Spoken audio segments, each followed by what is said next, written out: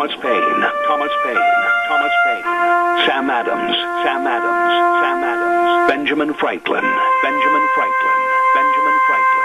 These men spoke up for what they thought was right. From their courage came such documents as the Declaration of Independence and the Constitution of the United States. From their willingness to speak what was sometimes unpopular but right, we enjoy such liberties as freedom of speech, the right to keep and bear arms, and freedom of religion. There are those who still wish to oppress our freedoms, and there are still patriots willing to stand up and defend life, liberty, and the pursuit of happiness. Men like Zeb Bell, who honor our founding fathers and what they stood for. It's now time for Zeb at the ranch, speaking up and defending your freedoms. Brought to you by Magic Valley Les Schwab Tire Centers and all of the other great advertisers on the program. And now, Zeb Bell. Oh, my. Now in Albuquerque, New Mexico, with police cutbacks, social workers are going to respond to 911 calls. Really? Really? Shootings, hostages, domestic violence, and they're going to sit down and sing Kumbaya? Lord help us. Here comes Kate Smith.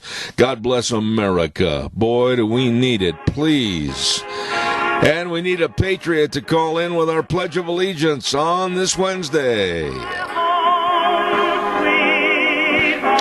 And a good morning to you and yours. Zeb at the ranch on this really a blustery, wet, kind of an ugly morning out there.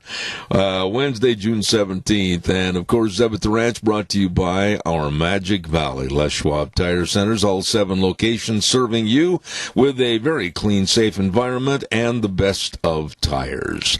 Don't forget, too, Burley Physical Therapy and Rehabilitation at 1263 Bennett Avenue, Suite 2 in Burley, helping you get back to being you. And Greystone Crossing Independent Senior Living at 1221 21st Street in Hayburn. Seniors living the good life with friends. Right now, let's go to the phone line and have our Pledge of Allegiance. We need it this morning. Good morning. You're on the air.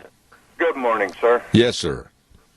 I pledge allegiance to the flag of the United States of America, to the republic for which it stands, one nation, under God, indivisible, with liberty and justice for all. Would you call me back in a few minutes, Doug? I'd appreciate it. Thank you.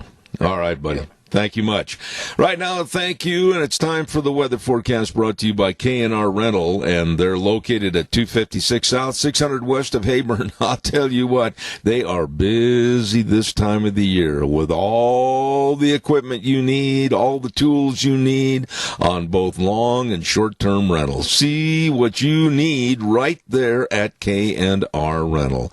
They get there early in the morning. Roger throws open the door at 7 a.m., and they're right there on the Burley Paul Highway. If you have any questions before you drive over, just give them a call, 678-3122, K&R Rental. Right now, here's Gina with the weather forecast.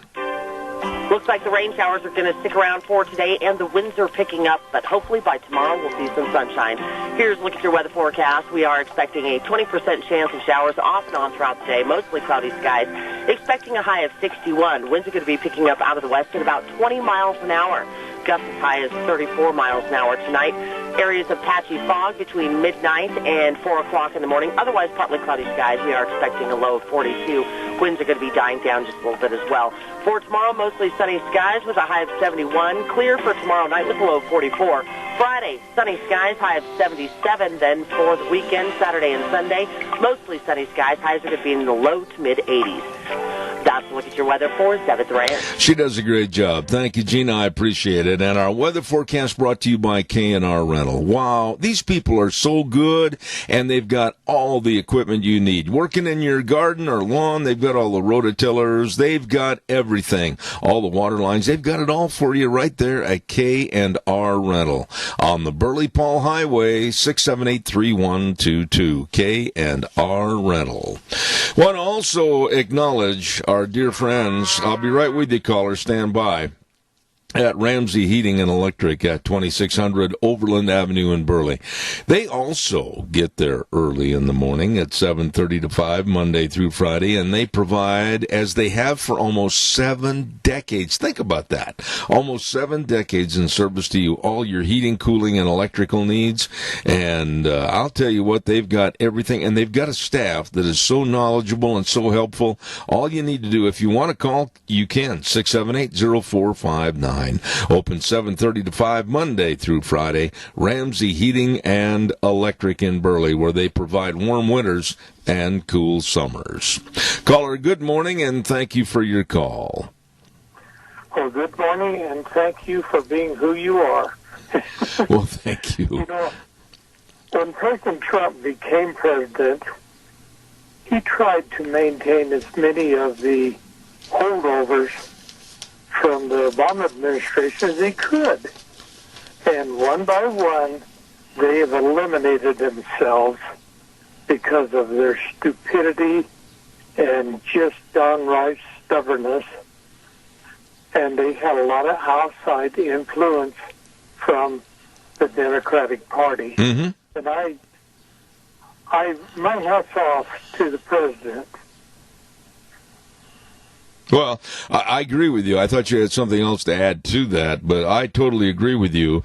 But there are a lot of snitches, a lot of people in the administration that are ne'er-do-wells that have been fighting and trying to hamstring the president and his administration ever since President Trump took over office. And this whole situation, the Democrats will not in any way, shape, or form get off their higher and holier than thou pedestal and try to make this country better by working with the president. This is disgusting, and I mean what I'm about ready to say. I hope in November it is a landslide victory for President Trump, and the Democrats scurry back into their filthy little holes and their party falls apart. Well, it makes me cringe when I think about this John Bolton's release of his book, because I think he has a deep hatred for Donald Trump, and he's going to do everything he can to destroy him. Well, we'll wait and see. Let's not listen. Yeah, we'll wait and see what happens with Bolton and the book and the classified information that's inside. We'll wait and see. Bolton was appointed by President Trump, and all of a sudden personalities clashed, and Bolton clashed with almost every single person within the Trump administration. They did not like him, and he was a kind of a pit bull of trying to get his way. So that's why this book, I think, honestly, Keith, is nothing more than sour grapes. Well, I think you're right. But, you know, when he was national representative to the United Nations, he didn't do a very good job there either. John Bolton, wherever he's gone, has not been liked afterwards, and I'll just let it go at that. Thank you so much for your call this morning, my dear friend. God bless. Have a wonderful day. You bet. All right, thank you. Want to remind everybody, calls are welcome, 436-2244, 1-866-927-4587. I want to remind you, too, about Dino Septic Service. You know, here you go. Let's just say that you have a septic problem today, and you're looking outside going, I don't want to stand outside and pump a septic tank. Well, these great folks at Dino Septic Service will, and they do, a great job for you. I mean, fast, fair, friendly service. We've used them on a couple of occasions, and those words are true. Fast, fair, friendly service. They get the job done, and they get it done right. Whether it's septic tank pumping, water and sewer lines installed, liquid waste removal, sewer and sink drain lines cleaned, call them at 436-6526 or 678-1638. Dino Septic Service, absolutely the best at what they do. You call them today. I want to also give a great big shout-out this morning, quickly, before we start taking some more of your phone calls. My hat is off, and I mean that. A tip of the resistol to our friends over at the Rupert 4th of July celebration in Rupert. They're going to go ahead. They're going to have their event. They're going to absolutely stick their chin out and say, yes, sir. We're going to have the theme this year, Rockin' in the USA, with the Grand Marshals, Charlie and Lori Creason, and the main sponsor, PMT. And they're going to have a customer appreciation luncheon on Monday, June 29th. And on Tuesday, June 30th, they're going to be kicking things off with a great big breakfast in the Rupert Square, the Christmas lighting breakfast. And then every day after that, leading up to the 4th, all kinds of fun and patriotism for the Rupert 4th of July celebration. Don't you miss it. Going to be great. All right, calls are welcome and appreciated at 436-2244, 1-866-927-4587. I mentioned earlier, and when I heard this, it came up on my phone yesterday. While I was outside doing some work, I heard the ping ping, and this news story came up about Albuquerque, New Mexico, and I mentioned that in the opening remarks. Albuquerque, New Mexico, and their mayor by the name of Tim Seller, I believe his name is, they have decided that they are going to cut back severely on the police in Albuquerque, New Mexico, and they are going to start sending on 911 calls social workers.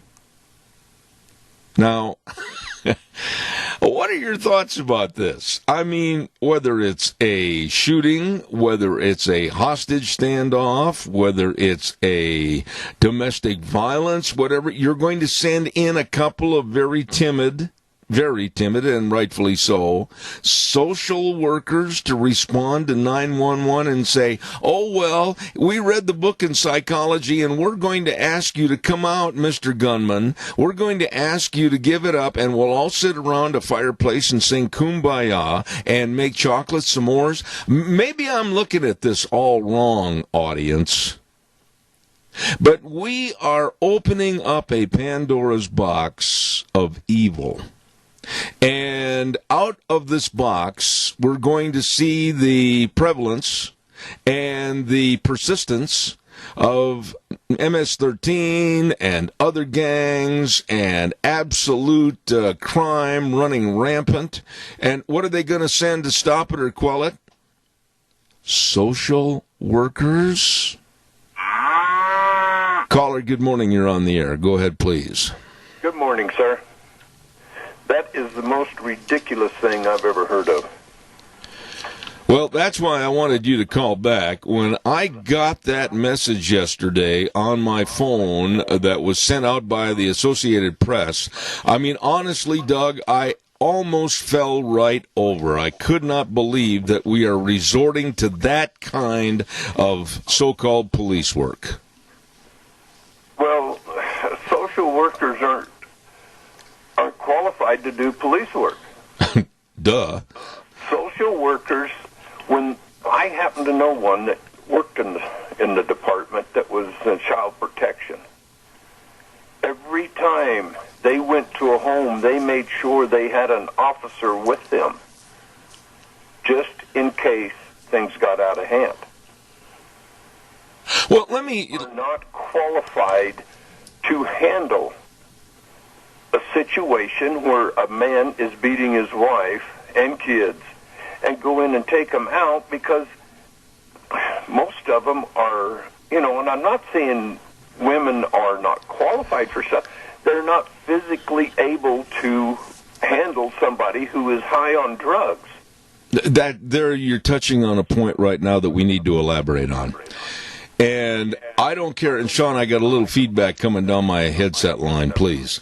I don't care what branch you're in, whether it's the police, whether it's the fire department, whatever. They all need to work hand in hand to make sure that they are safe in serving the public.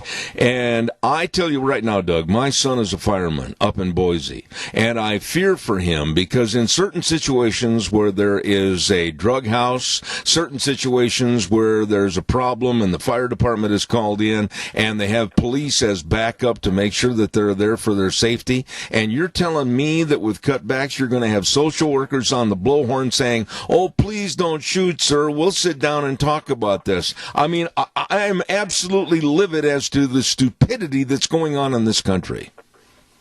It is, well, they're trying to step us closer and closer to chaos so they could declare martial law and take over and bring this country down.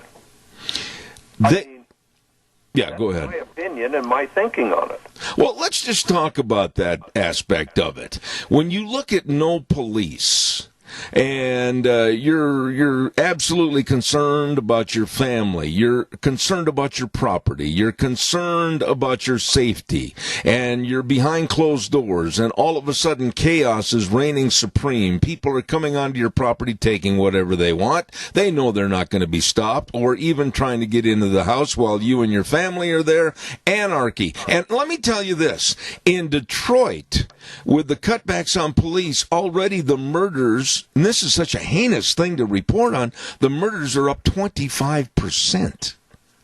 Yes. Look what happened in, was Baltimore, I think it was. Yeah. Where they had all those riots over that police deal, so the police backed off, and look what's happened to the crime. That's a planned. This is what they're planning, Zeb. Well, it's not just a plan, it is a concentrated effort, and this effort is all because the left, and let's go back to 2015, that's when Trump threw his hat in the ring to become president. And I honestly feel that all these plans, all these clandestine plots were started then because they knew he would be a law and order guy. They knew that he would be getting tough on crime, getting great on the economy, and the Democrats on the left can't stand this. They know that their days are limited. If Donald Trump gets reelected in November, which God help us, I hope he does, I guarantee you that two things might happen. One, the Democratic Party may fall apart in pieces, which I would cheer and applaud. However, number two, we may see rioting in the streets that's going to have to be stopped with force. I think the second is more likely. We will see a civil war. Because, the history has taught the Civil War was between the North and the South. That's what I learned in school. But I've done some research on it and looking into it. It was between Republicans and Democrats. Mm-hmm. And if you don't believe me, look it up. It was between, and it's going to happen again. But you can't let, and we are right now, you can't let lawlessness absolutely dictate as to what cities are or aren't going to do. A case in point like Seattle, and I've got to do a commercial break right after this, Doug. A case in point is Seattle. These illegal squatters have taken over property and have stymied taxpayers and businesses and stopped people from utilizing their home and their freedom to go out and take a walk, take the dog to the park, whatever the case might be. And this is absolutely got to come to a stop. The filth, the armed guards within their camp, and these are young, worthless punks. And I'll say this, and I'll stand behind it. They need to get their nose bloodied, and that needs to be evacuated today. Exactly. And I've got two quick little quotes for you. One of them's a funny one, and the other one's real serious. The funny one is, so if we don't have police anymore, and we shoot a home intruder, what do we do with the body? I'm not even going to comment. I've got my own thoughts on that. And then the serious one is, statues are being taken down, Movies are being edited or removed. TV shows are being canceled. Yep. The question is, how do you like communism so far? Amen. Doug, God bless you, man, for your call. I appreciate it. Thank you so much. You bet. God All right. Take care.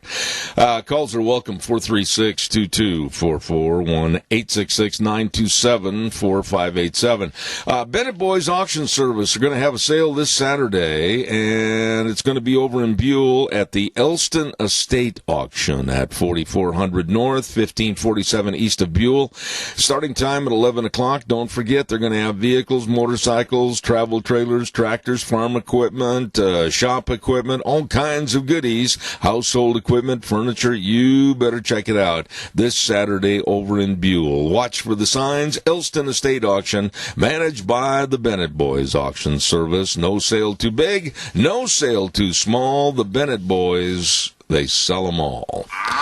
Caller, I'll be right there. Don't forget, we just had Doug on the line, and Doug's alternator and starter repair is for sale. Lock, stock, and equipment shop, the whole shooting match. It's a turnkey business operation ready for you. Located at 635 21st Street in Heyburn. And call Doug. Call Doug. You've heard the phone ring while he was on the air. 878-4991. And he will train the new buyer of the business and also help you with the financing. So check it out today. Like I said, a turnkey business ready for you. Doug's Alternator and Starter Repair, 635 21st Street in Heyburn, 878-4991. Caller, good morning, and thank you for being on the air. Well, thank you for taking my call. You know, Zeb, when the person makes a 911 call, if it's regarding a death or a heart attack or something like that, and they get the ambulance out as quickly as they can, but the fire department will usually follow up. And I really appreciate that fact, because most of these firemen are EMTs, and a lot of times they can help. Like, the person might be very obese, and the ambulance people are just not strong enough to handle it. And my hat's off to the fire department. And this is also good practice for them of getting to the scene. You know, so I gotta, like your son, I admire him to no end for his dedication. Well, Jake has told me a lot of stories that occur up in the Boise area, and I'm sure they're indicative of what happens in many places and cities across the United States. And I can tell you this, that as a parent, and you never stop being a parent when it comes to your kids, you worry, and we pray about his safety for the job that he does and everything that happens in his environment.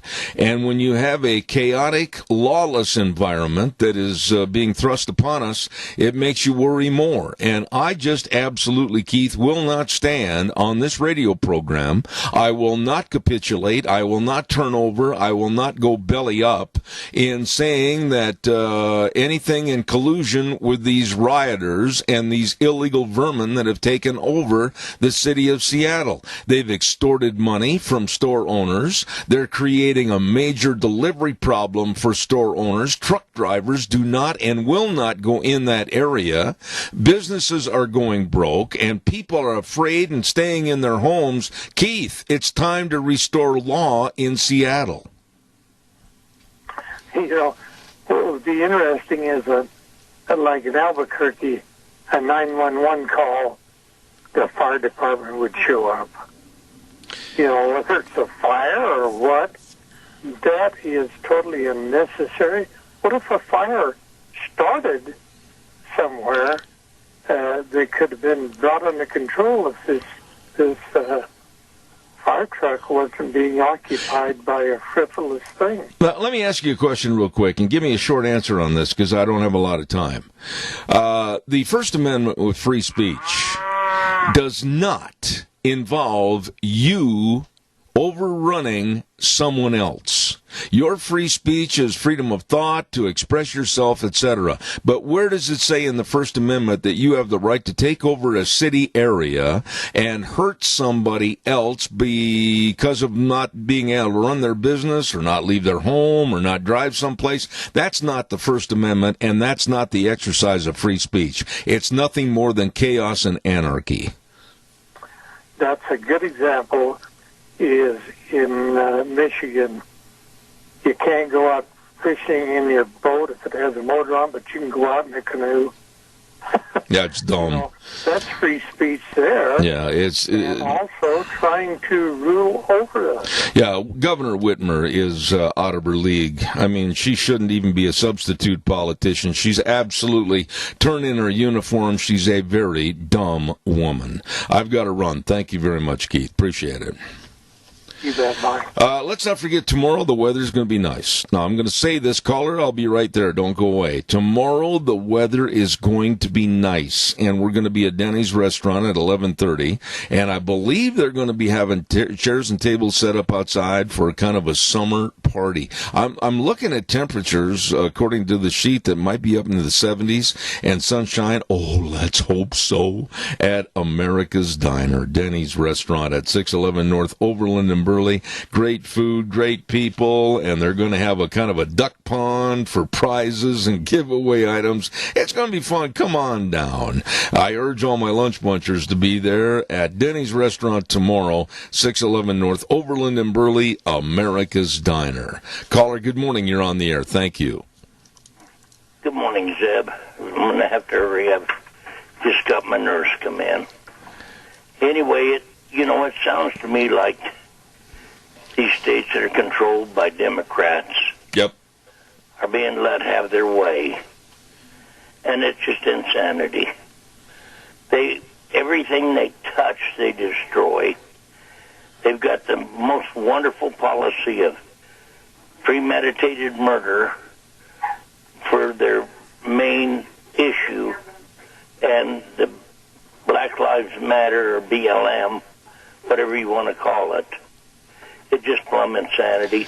We can't let people tear up our country, burn down our small businesses, and hurt our older and younger people on the street and get by with it as they want. Absolutely. We have to have a law enforcement method. I'd hate to ever think of it going to vigilante-style law enforcement. I'd be a terrible cop. But, I would protect myself. Jerry, It's just the way it is. I couldn't agree with you more, and you said a lot of very good points, and I thank you for your call as always. And I heard your little dog in the background, and the nurse is there. You've got a full house right now. Well, I do, and this nurse is a tough girl. She just, if I'm not good, she beats the heck out of me. Okay, well, give her my best. She's real good. God bless you, Jerry. Thank you so much. Yeah, thank you, Zeb. You keep doing what you do. All right, buddy. Thank you very much. Wonderful day, and may the Lord bless. He already has, my friend. He already has. Hey, don't forget, every Monday we give away a dozen cookies to Sophie's Chatterbox at 530 East Street in Rupert on the square. What a delicious restaurant, and they're even in good weather. They're having dining outside, and they set up tables and chairs, and they've got a fantastic bakery. They're right there at Sophie's Chatterbox. Don't forget, cookie giveaway Mondays at 8:30. Calls are welcome, 436-2244, 1-866-927-4587. And then yesterday, to add to the misery on the West Coast, these lawless loons shut down a Portland bridge last night. And many of you might say, oh, well, they closed the bridge. Big deal. Well, it is a big deal.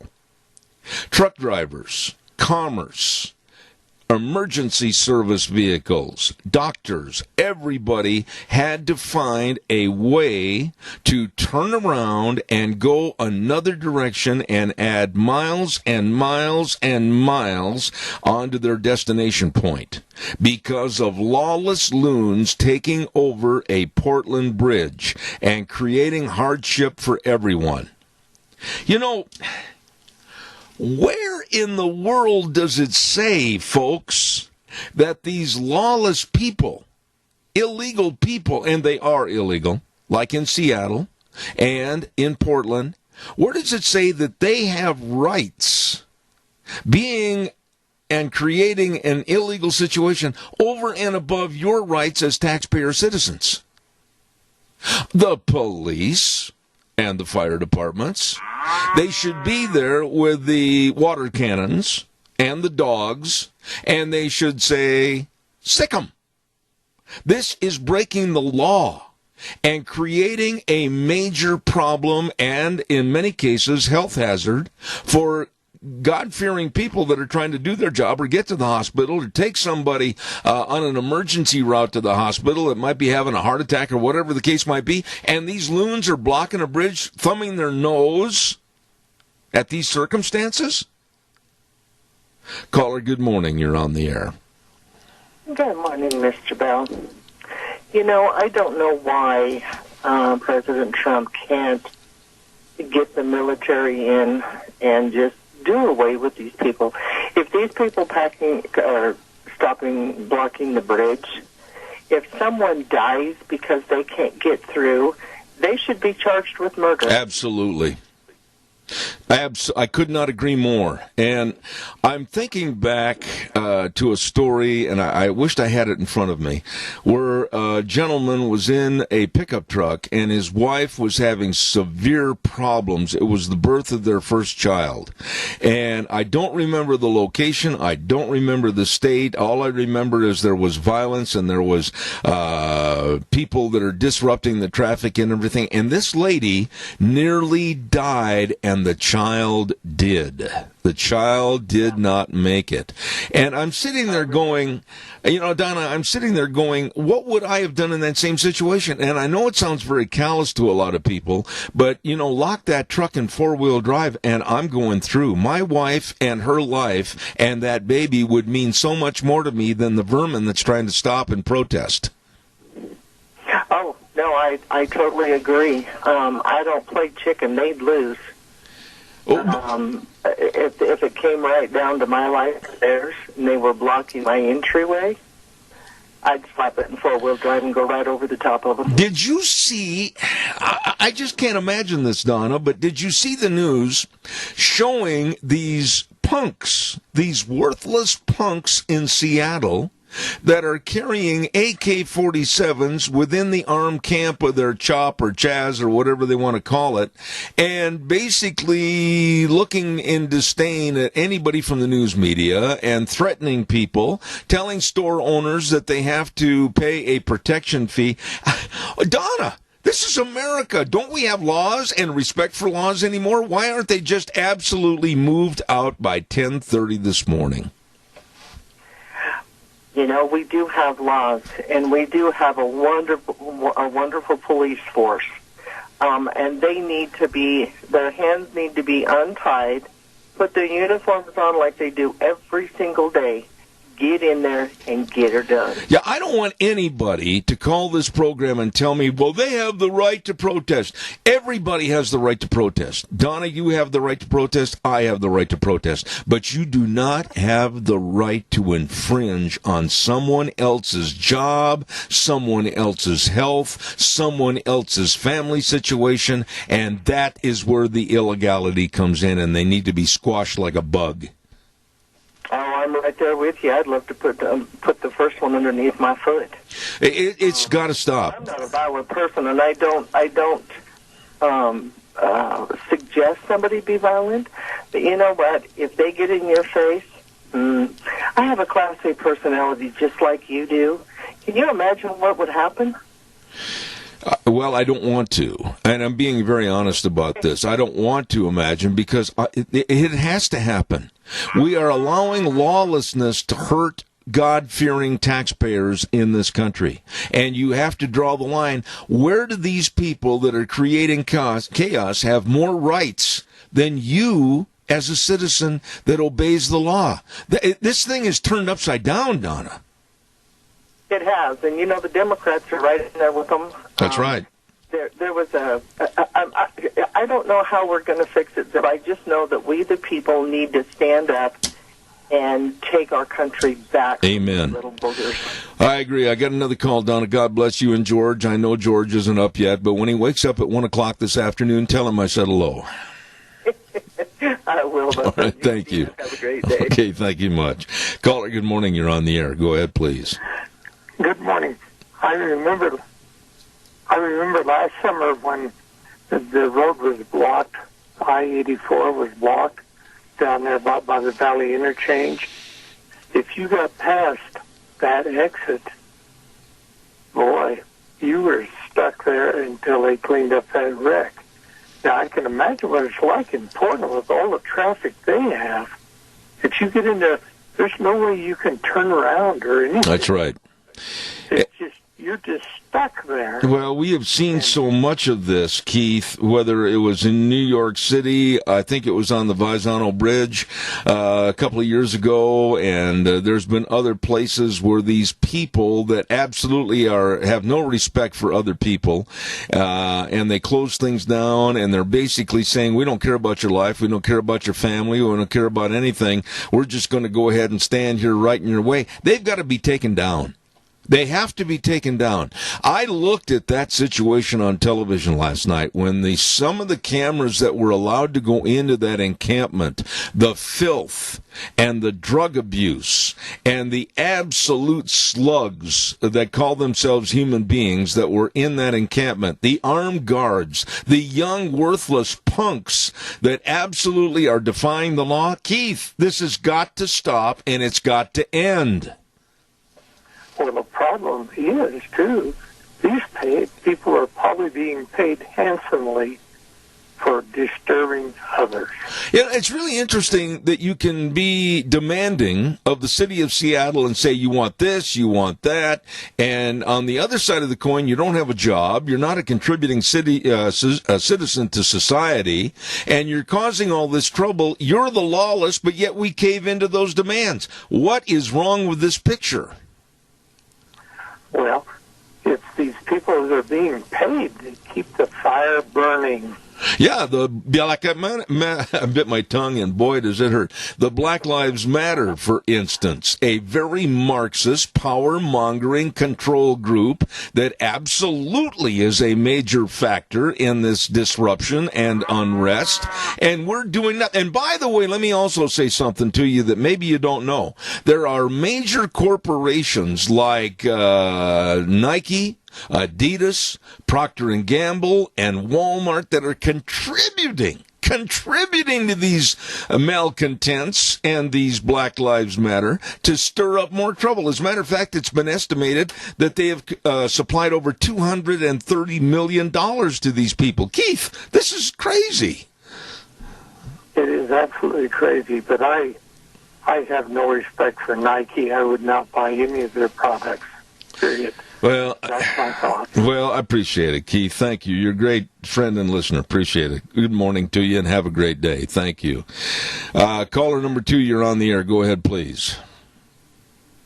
Okay, well, this thing with allowing these people to do this, it's raising awareness, and people like you and I, the hardworking people that support Trump and law and order and the Constitution, are realizing it, and more people seem to be waking up, and there is evidence of this, and I can give you one example. There's a talk show host on at 10 o'clock every day, and he used to have 30 million listeners every day, 32 million. Right now he's at 42 million, and you say to yourself, somebody's waking up, because that's 10 million listeners that didn't used to listen to this program. And so you say to yourself, if that's the case, and these listeners across this nation are listening to stations like this one, so you have your local hosts, and there's tons of, across the station, there's tons of hosts like you, more than we even probably realize. But you see, that is the sign that people are waking up. Now, these governors and these mayors have exposed themselves for the lawless anarchists that they are. And you wonder if anybody in Portland or Seattle or Los Angeles are going to wake up enough and throw these people out of office. Now, your son works for a mayor who is shaky at best. At best. And in fact, I think your son's fire chief lost his job in a very unceremoniously. What she did to that man is criminal, and she got away with it. And so, see, they're moving into our own state. This kind of mentality. Yeah, but wait, stop right there. Stop there for a minute, Randy. Just a second. They are. And these Democrat lefties that are allowing the problem to be exacerbated every day to where good taxpayers are hurt, businesses are locked up, medical EMTs can't get to serve the public, and they can't haul people to the ambulance and get them to the hospital in time to save their lives. That is not free speech. That is absolutely an encumbrance on our constitutional rights, and we need to fight back and clear out these vermin. That's what they are. I have nothing good to say about these people because they're hurting other people, and they are illegal, and they need to be arrested and cleaned out of there. Well, I don't know if I heard it on this program or what, but $25 an hour and you come and you raise hell. Yeah. And so you get paid cash. George Soros, the money backing these people is coming from all kinds of places. But again, chaos is the only thing they can do to try to get rid of Donald Trump. I agree. If you've noticed, this week, the rulings coming out of our Supreme Court, Gorsuch has turned on us, Roberts turns on us all the time, and you say to yourself, if we don't get another conservative Supreme Court justice in there with a second term of Trump, because Ruth Bader Ginsburg she might be dead. I don't know. I know she's not, but it's not. Well, we've got some major problems. I've got another call waiting, Randy, but what I want to say is we've got major problems, but the problems we don't have, we have a set of laws. We have a set of constitutional amendments and our Constitution that is not being abided by. And until we start honoring the laws and getting rid of the problem in Seattle, Portland, anywhere else, we're going to see nothing but mayhem. I've got to run. Thanks, Randy. I appreciate it. God bless you. Thanks. Caller, I'm sorry. I'll take your call real quick, and then I'll do the weather. Go ahead, please. In short, Zeb, this fire continues to be set by our Congress that's been in their actions, set forth by their actions in the last 4 years, and then it's just spread from there, Zeb. Well, let me ask you a question, Earl, real fast. And you've always been a common sense guy when you've called into this program. And give me a short answer because I'm late. But if you had the power right now at 9 o'clock this morning to solve the problem in Seattle or get rid of the bridge standards in Portland, whatever the case might be, would you do it or would you capitulate and let them go and say that they're exercising their free First Amendment? What would you do? It needs to be stopped, but Zeb, backing up, this all started with the bad images that Congress is reflected in the last 4 years. I agree. I've got to run, Earl. Thank you. I got to get the weather forecast on. I'm late as usual, but God bless you, man. Thanks. Appreciate it. Bless you, too. I appreciate it, sir. Weather forecast brought to you by Mount Harrison Audiology and Hearing Aids. Oh, my goodness sakes, they are busy people taking care of your hearing health. Dr. Christine Pickup and the staff, they know all about hearing. They have all the technology. They have all the knowledge. And believe me, they're waiting to serve you. All you have to do is make an appointment by calling 312-0957. They are right behind the Minidoka Hospital, across from the emergency room, Mount Harrison Audiology and Hearing Aids. Call them, make an appointment today. Right now, here's Gina with the weather. Looks like the rain showers are going to stick around for today, and the winds are picking up, but hopefully by tomorrow we'll see some sunshine. Here's a look at your weather forecast. We are expecting a 20% chance of showers off and on throughout the day, mostly cloudy skies, expecting a high of 61. Winds are going to be picking up out of the west at about 20 miles an hour. Gusts as high as 34 miles an hour tonight. Areas of patchy fog between midnight and 4 o'clock in the morning. Otherwise, partly cloudy skies. We are expecting a low of 42. Winds are going to be dying down just a little bit as well. For tomorrow, mostly sunny skies with a high of 71. Clear for tomorrow night with a low of 44. Friday, sunny skies, high of 77. Then for the weekend, Saturday and Sunday, mostly sunny skies. Highs are going to be in the low to mid-80s. That's a look at your weather for 7th Ranch. And brought to you by our friends at Mount Harrison Audiology and Hearing Aids. And as I've said for a long time, don't put your hearing health off. You take care of it. Call them, make an appointment, let them help you, and they will, because they provide expert diagnostic testing combined with the best technology at Mount Harrison Audiology and Hearing Aids, 312-0957. This cancel culture. Cancel all the police shows. Cancel Gone with the Wind.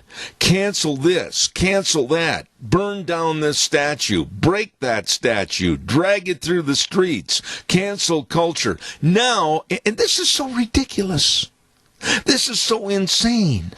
Now they are canceling Aunt Jemima syrup and cereal. Aunt Jemima syrup. I can remember when I was a little boy, we asked for Aunt Jemima syrup. It was so good on pancakes and French toast. Oh, but now it's racist. Now it's demeaning. You know, if the same product was with a white Caucasian mother or grandmother or whatever, and they called it, let's just say Aunt Kate, I suppose that would be all right. But then the blacks and the BLM Matters, Black Lives Matter, probably would complain and say, well, it's white supremacy. But here we go with the cancel culture. What in the world is wrong with Aunt Jemima syrup? Are we that brain dead that we have to cancel everything and say, oh, well, that's a part of our past and our history that we just absolutely can't let anymore. We've got to get rid of it. We've got to tear up the textbooks. We've got to tear out the pages. We've got to stop any study of the Alamo. We've got to stop this. Are we that kind of a culture that we're not going to remember and learn from our past and try to do better? This is idiocy. Complete idiocy. Don't forget Berry Equipment and Rental. And, of course, they have 3 locations to serve you: Burley, Twin Falls, and Nampa. And I've said this every day, but they've got all the inventory of the Bobcats, new inventory. They've got all the shapes and sizes. They've got all the trenchers and the scissor lifts, and they've got everything for the lifting and the digging and the pushing and the carrying. They've got the equipment for you.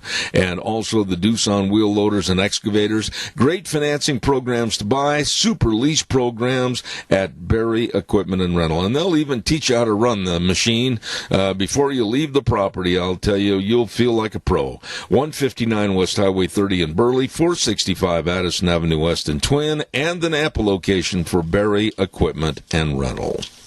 All right, calls are welcome and appreciated. 436-2244, 1-866-927-4587. This cancel culture, and I was not kidding yesterday when I mentioned this, there were rumors. Some of the people I talk to in New York and Washington, D.C. every day before I get on the program, there is a lot of concern that this cancel culture is going to go into various things that you think are safe, like television shows like Andy of Mayberry. People don't like that because he was a Southern sheriff. Caller, good morning. You're on the air. Good morning, Zeb. What about Betty Crocker? Oh, gee, I forgot about Betty Crocker. What do you think's going to happen? What do you think's going to happen to dear old Betty Crocker? What did I tell her? But really, seriously, what are your thoughts about a figurine, if you will, of Aunt Jemima syrup? Now, is it so racist that you have to ban it? No. It's ridiculous. What about banning a classic like Gone with the Wind? What about banning TV police shows? What about banning certain things? Pardon me? It's ridiculous. So where do we go from here? Way overboard. There's no common sense. Let me ask you. Yesterday about this in Seattle. Right. And I thought about it and doing some research on it, but I just have a lot of faith and a lot of hope in Trump. That he's just sitting back and watching and going, well, we'll just watch them and let them put it out there what they're doing and basically destroying themselves. But you can go in, you can cut off the electricity, the water, the Wi-Fi. There's, put tariffs on. There's a lot of things they could do. I'm hoping and praying he is sitting back and got something up his sleeve, because he would have stepped in by now, is my feeling. I hope and pray you're right. But I will say this, and I've got to run to the news, Pat, but innocent people and families are being hurt severely because of these takeovers by these loons that think they're better than everybody else. And that's what's sad. And it has been said, the Constitution will hang by a thread, but it is the people that will take back the Constitution. Amen. So good to hear from you this morning. You made my day. Thank you so much. All right, take care. Thank you. Got to run to the news. I'll be back in 7 minutes.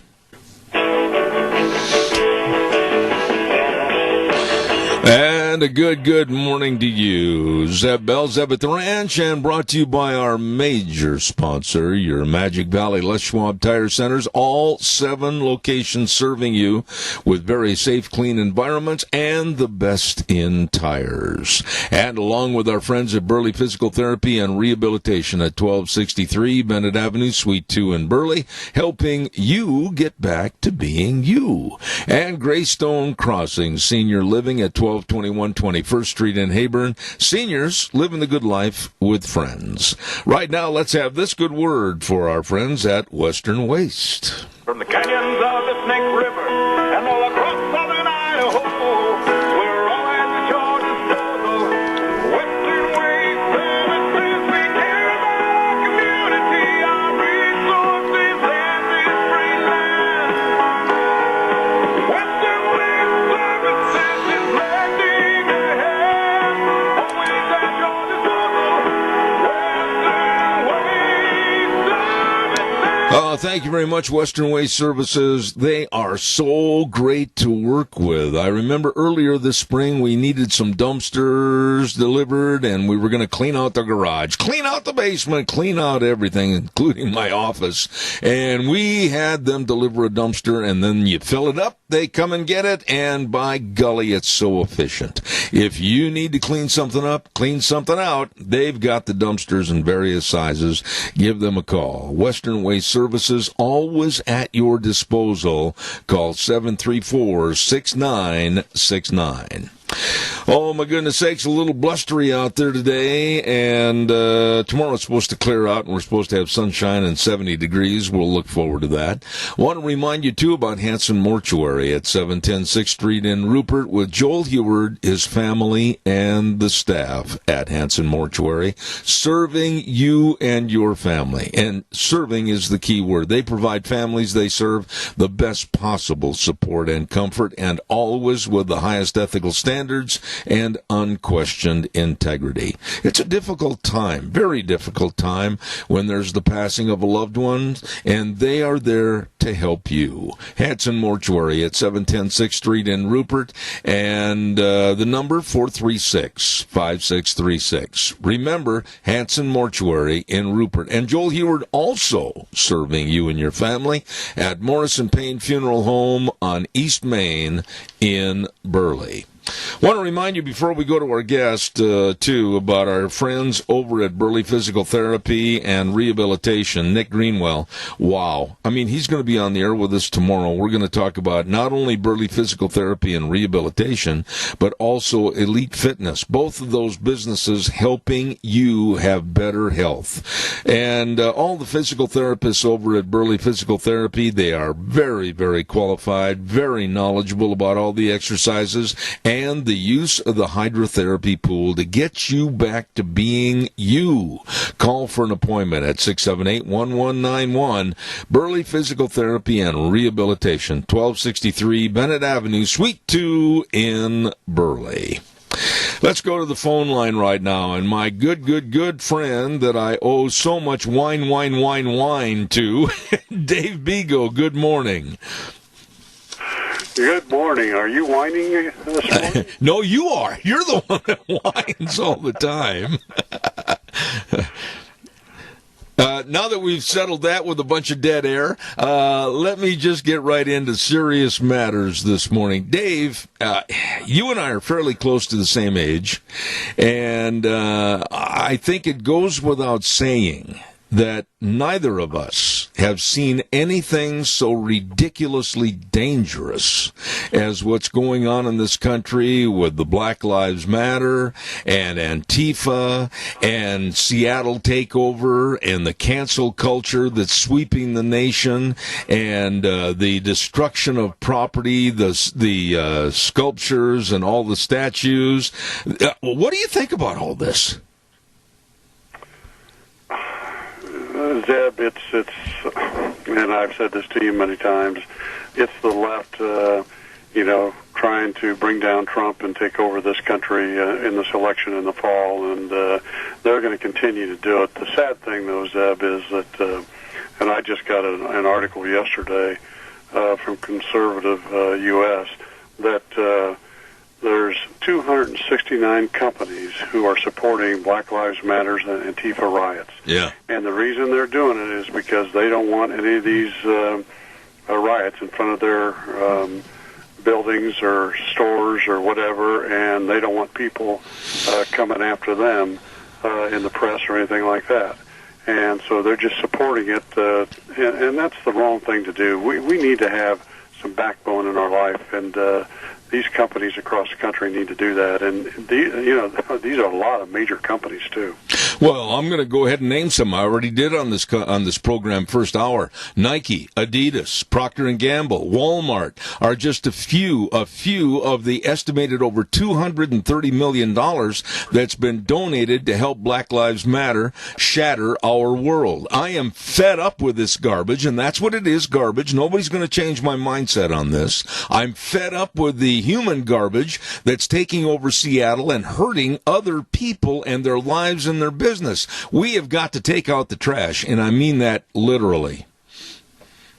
Well, I agree with you. And there's other big companies like Amazon, American Express, and Apple, and BMW and Burger King. I mean, you just go down the list. It's just unbelievable. Google, and I just you have to stand up to these people because, Black Lives Matter, that all developed through unions like the SEIU and that, and, it's, we can't let the unions take over this country and Soros and the other people because they just want to control us, and it's time for people to wake up and stand up, and because when you do, what you find is these people out there that they tend to be bullies and that but when you stand up to bullies, a lot of times, a big percentage of times, they'll back down.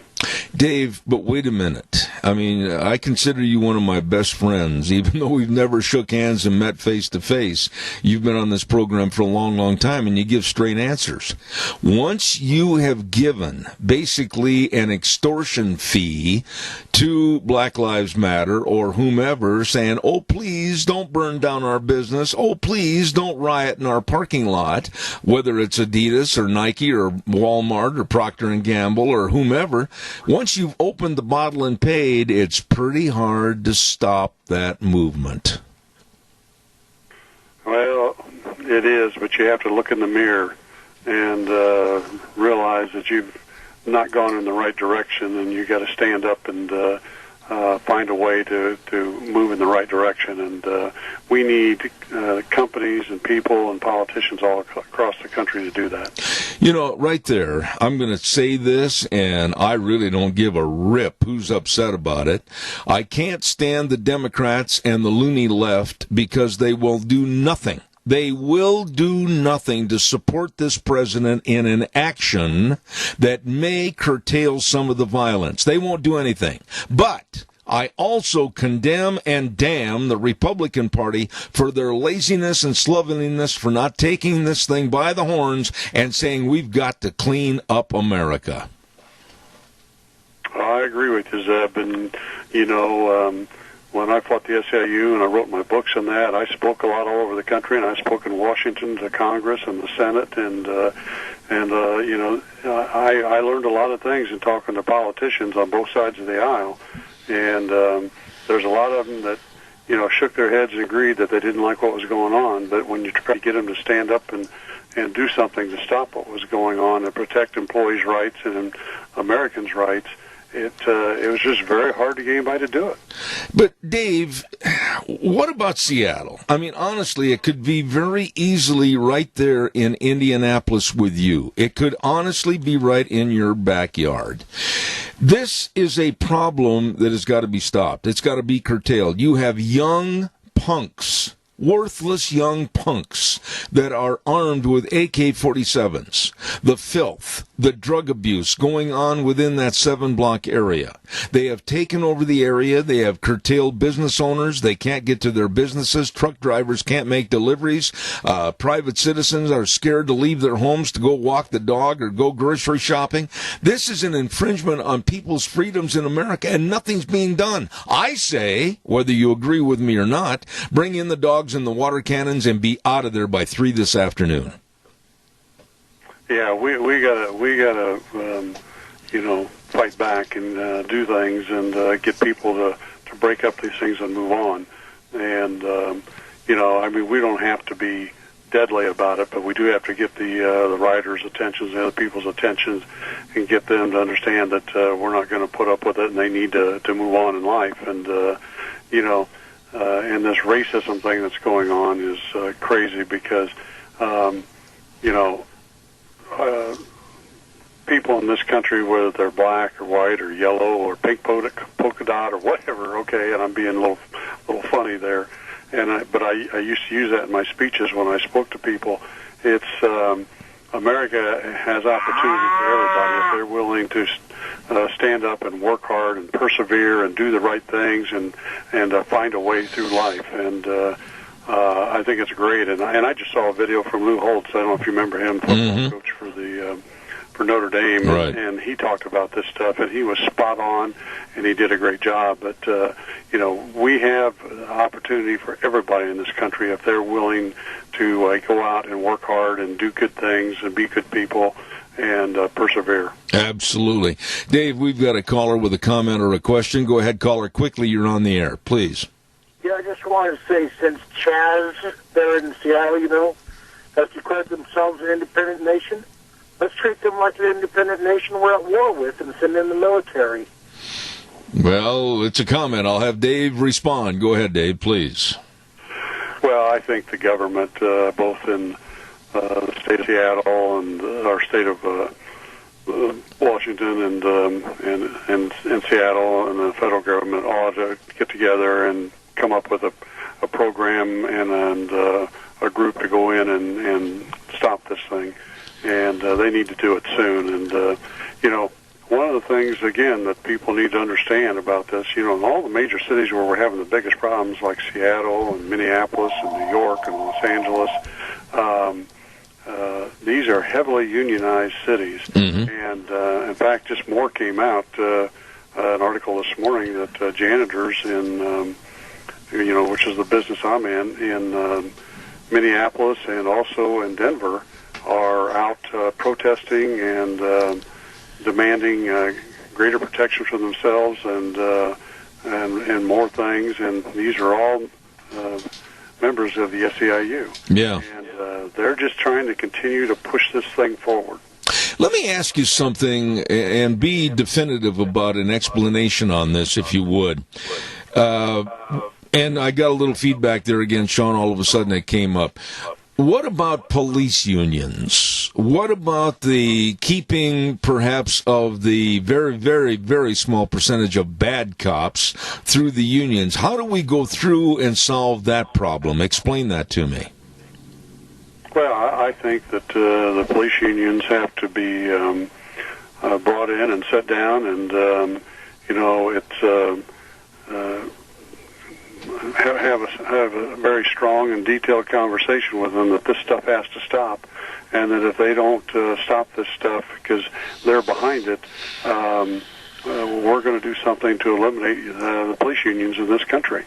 And that's the things you have to do with these people. You have to be willing to sit down and have a direct face-to-face conversation with them so they know that you are serious about what you're talking about and what you're going to do. Have you ever anticipated in your life that we would see a cancel culture like we are here in the United States? I don't like that statue. I'm going to tear it down and destroy it. I don't like that television show. I'm going to tell them to take it off the air. I don't like that product on the grocery shelf. I'm going to make sure that they stop processing and producing it anymore. Case in point, after all this idiotic, stupid cancel culture, I just heard this morning that Aunt Jemima syrup is going to be curtailed because it's racist. Yeah, and that's crazy, and when you go back and look at the statues and that, those statues are a good thing as a reminder of what happened in the war that we went through and that freed the slaves in this country. And I think the other side needs to look at this from a totally different perspective and quit pushing these things forward. But again, I'll tell you, Zeb, I've been through this when we fought the SEIU. They used all these kind of things, and they're hypocritical because they speak out of both sides of their mouth, and they use this stuff just to try and brainwash people out there and get them thinking, oh, yeah, these people are right, and they're going to do good things for me, so I need to support them. And this is what it's all about. But, Dave, wait a minute. Isn't there a law about someone vandalizing a piece of property or going on property and tearing something down and destroying it?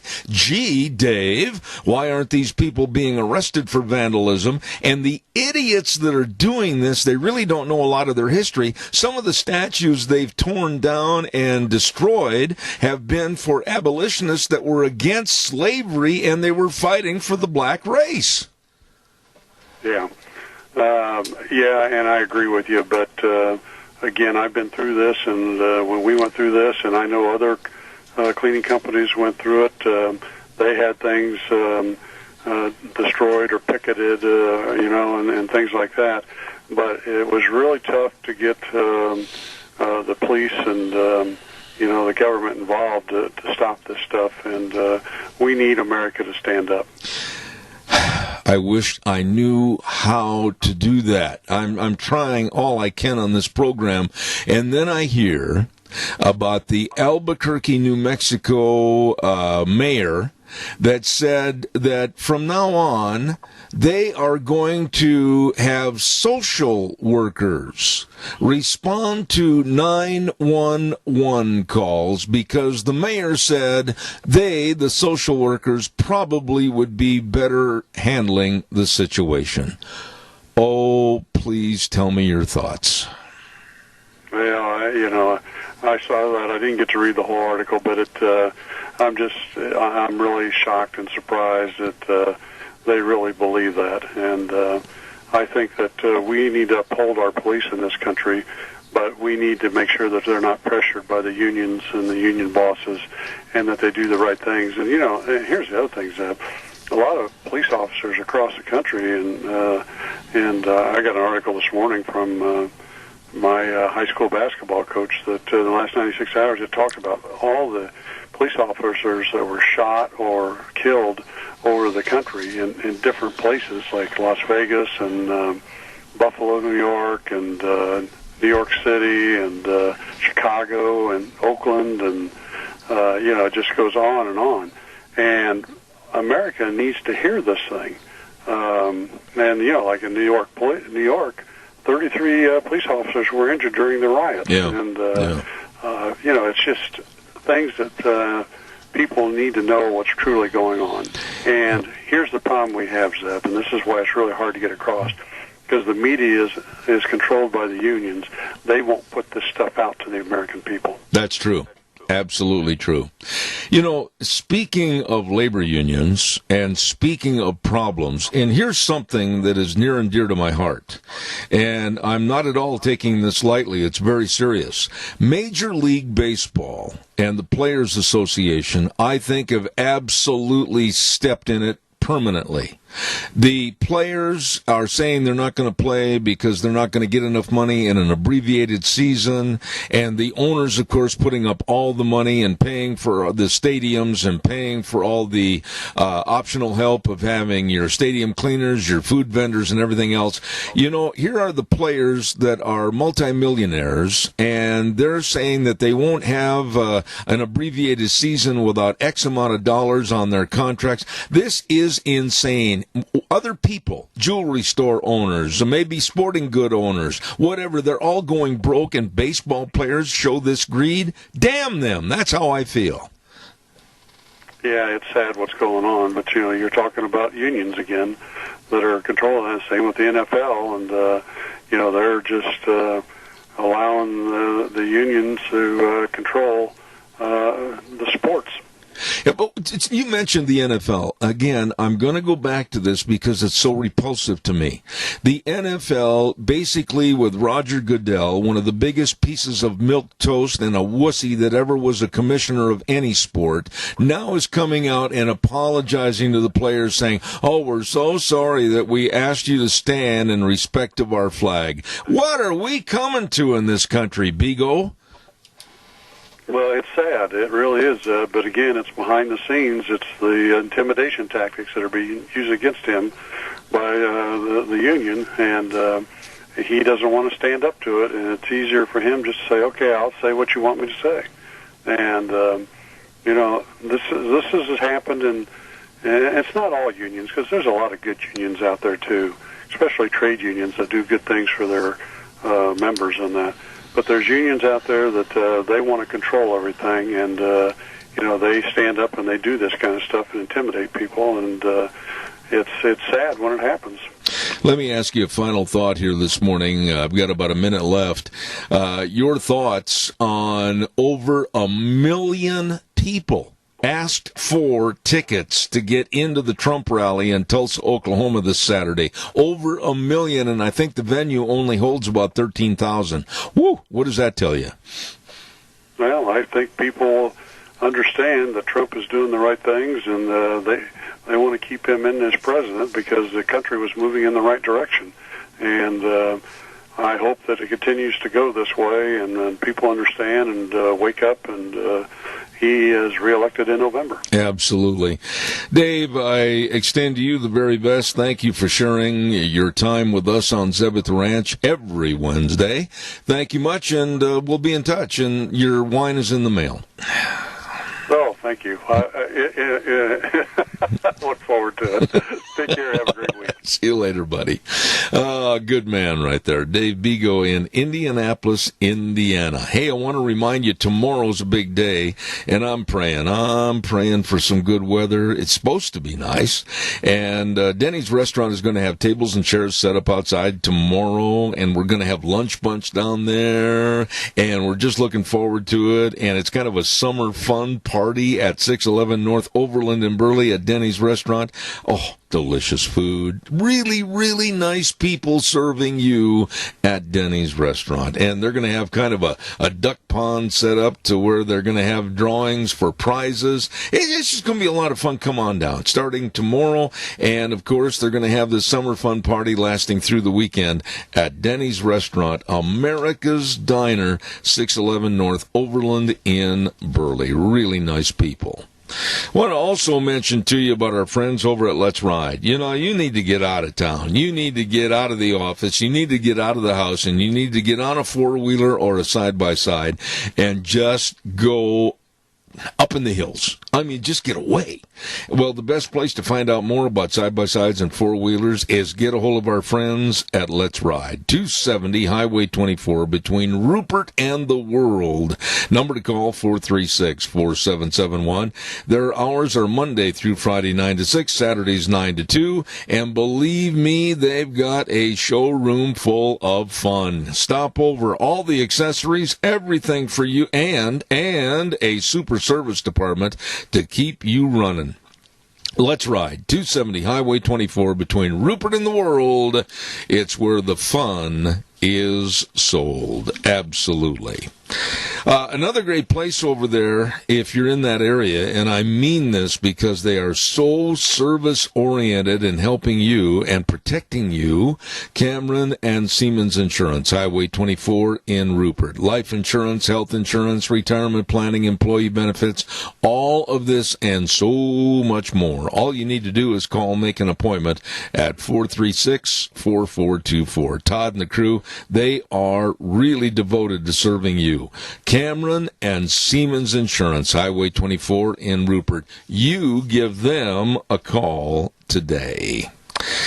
Let's go to the phone line right now. I'm so organized this morning. I've got all my papers in order. Normally I'm a shuffling papers and I'm trying to find this, that, and the other. Holy smokes, what's going on here? I'm organized for a change.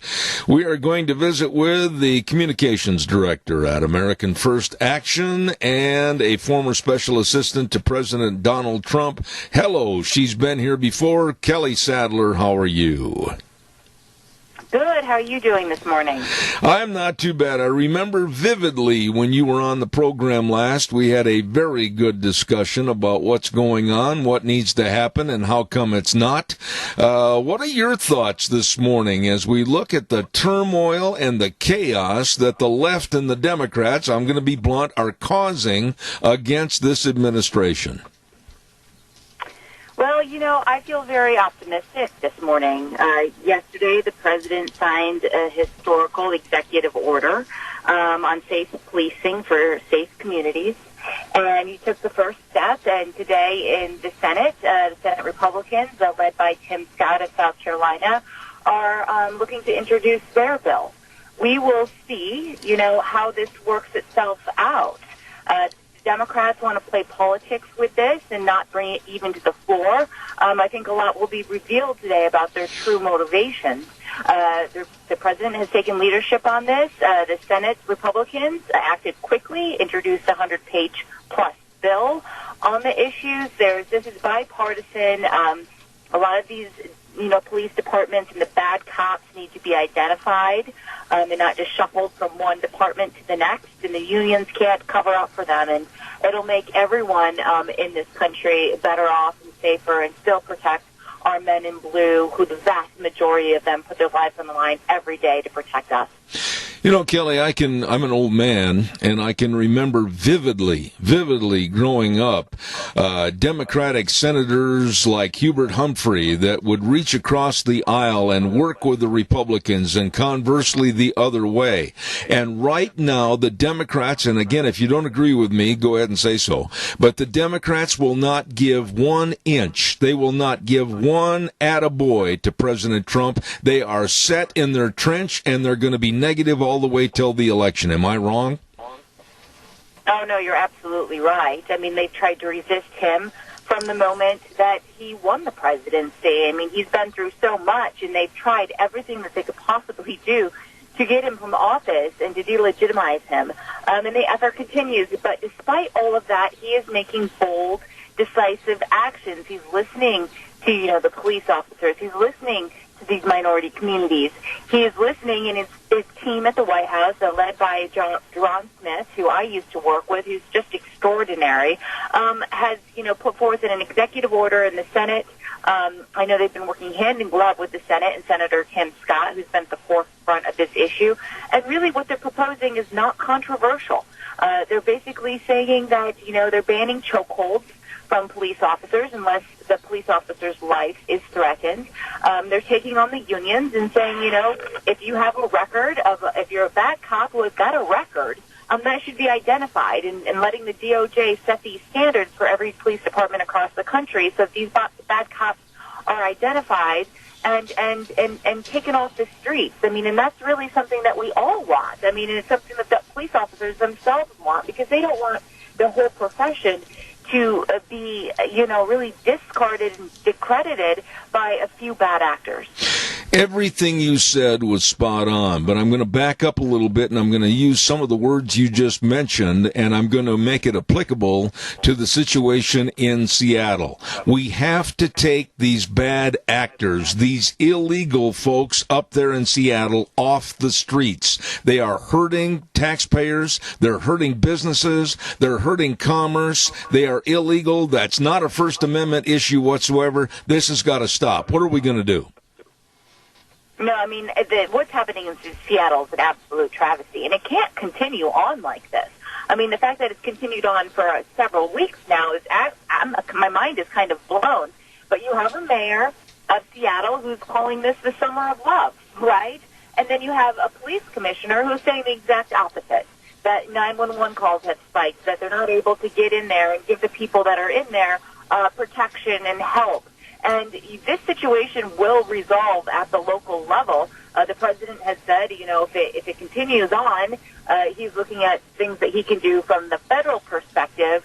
But this is really a Democratic Party who's at war with themselves, who don't like to. You can't just take over a zone, a 6-block zone, and call it autonomous. It's the taxpayers in Seattle. What is going on here? This is not America. And then they build walls and they arm themselves. They have to have the ID to come in and out. This is all just a little too much. And the Democrats really, Joe Biden has come out and said that he doesn't believe in defunding the police. And you have some Democratic leadership who's trying to punch back. But, honestly, the base has gone so far to the left, and you've got a Democratic Party that just doesn't know what to do with themselves. They're in tatters. Well, and really, I'm so glad you elaborated the way you did on this issue. But when you look at the major cities, or you look at the states that are democratically controlled, I look at Whitmer over in Michigan. There is a woman that I wouldn't even hire to sell clothes at Kmart. That woman absolutely was some of the goofiest edicts that I've ever heard in my life. And the reason I'm mentioning this is when you look at the lunacy of the left and what they're trying to do, they're kind of self-destructing, I think, with the general public, because they're creating more animosity against them. You're absolutely correct. I'm headed to Michigan today, actually. We are doing an event with the vice president tomorrow, kicking off the Great American Comeback Tour. We were in Pittsburgh, Pennsylvania last week, and what we're doing is we're basically urging these governors to reopen their states. What's so funny about Gretchen Whitmer is that she had an executive order in the state of Michigan that you could you had 10 people or less could congregate together. But then she wrote on top of her executive order, after you saw all these protests and rioting, that unless you were if you were in a public gathering that was advocating for civil rights and voicing your First Amendment rights, then that was fine. You could gather for larger than 10 people.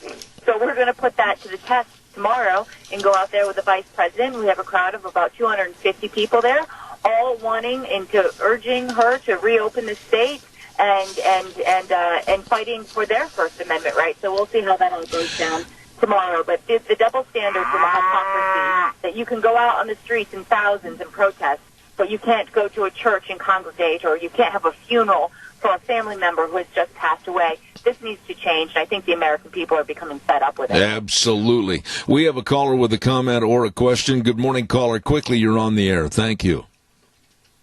Well, yesterday a commentator talked about how President Trump was allowing, like in Seattle, he was allowing this to occur because it exposes the mayors governors of these blue states, mayors of these blue cities, to what they really are. And it's not like the people that are informed didn't know.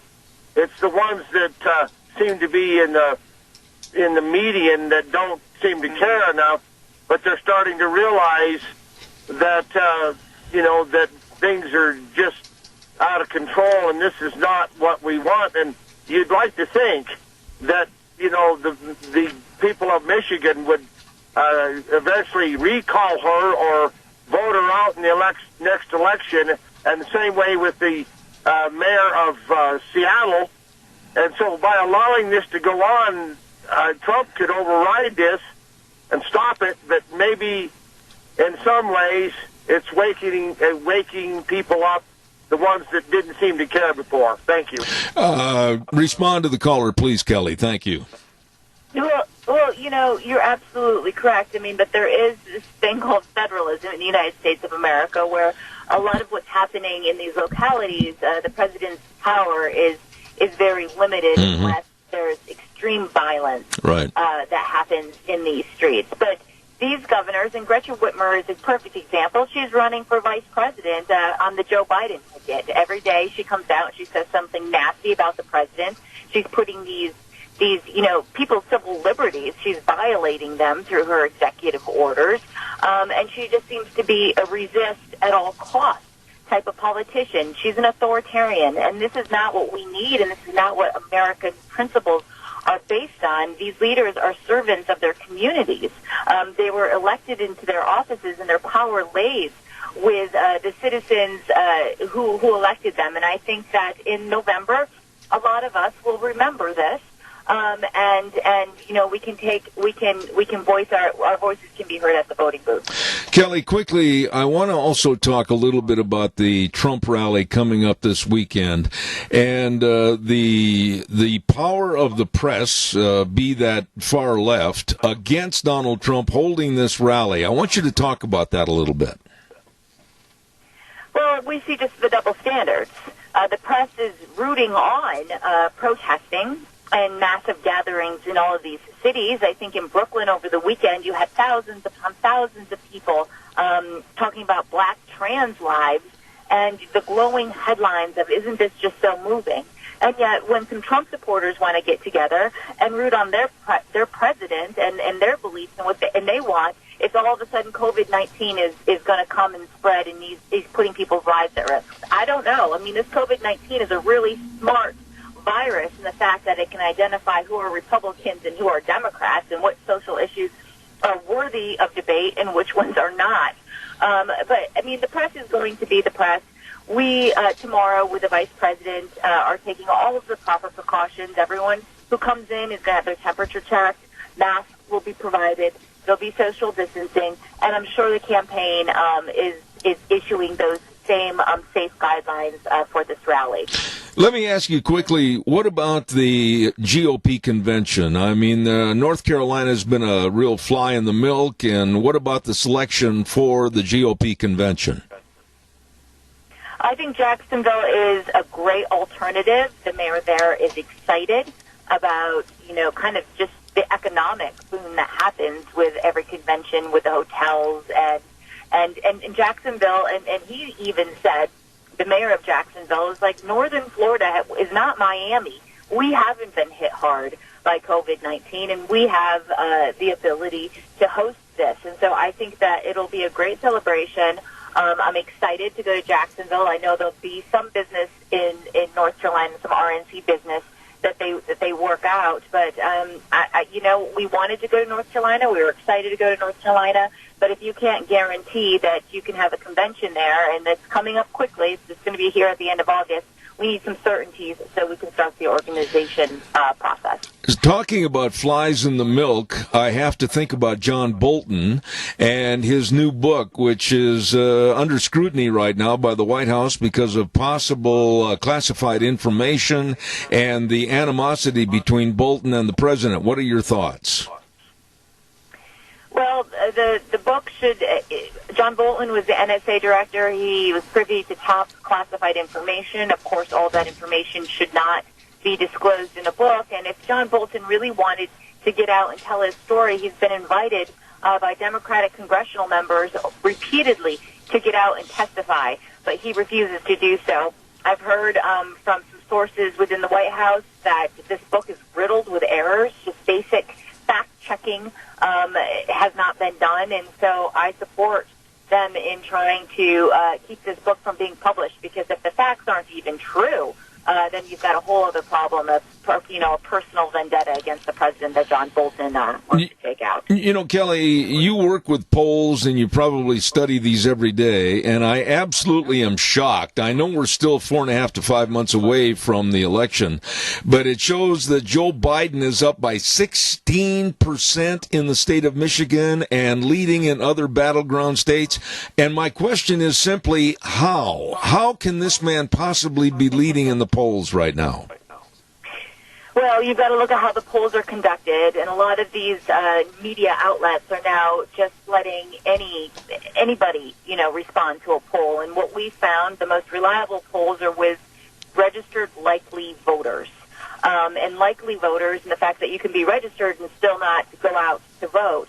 And likely voters reflects enthusiasm, and the president's base is as enthusiastic as ever. And so when you look at polls that say likely voters, the president is neck and neck, if not does not have. I think he has a 7-point lead in Pennsylvania, and is running kind of neck to neck, if not a few points ahead of Joe Biden in Michigan. So be wary of the polls. But we're also at a very, tough time right now. We've been under lockdown with COVID. We've had rioting on the streets.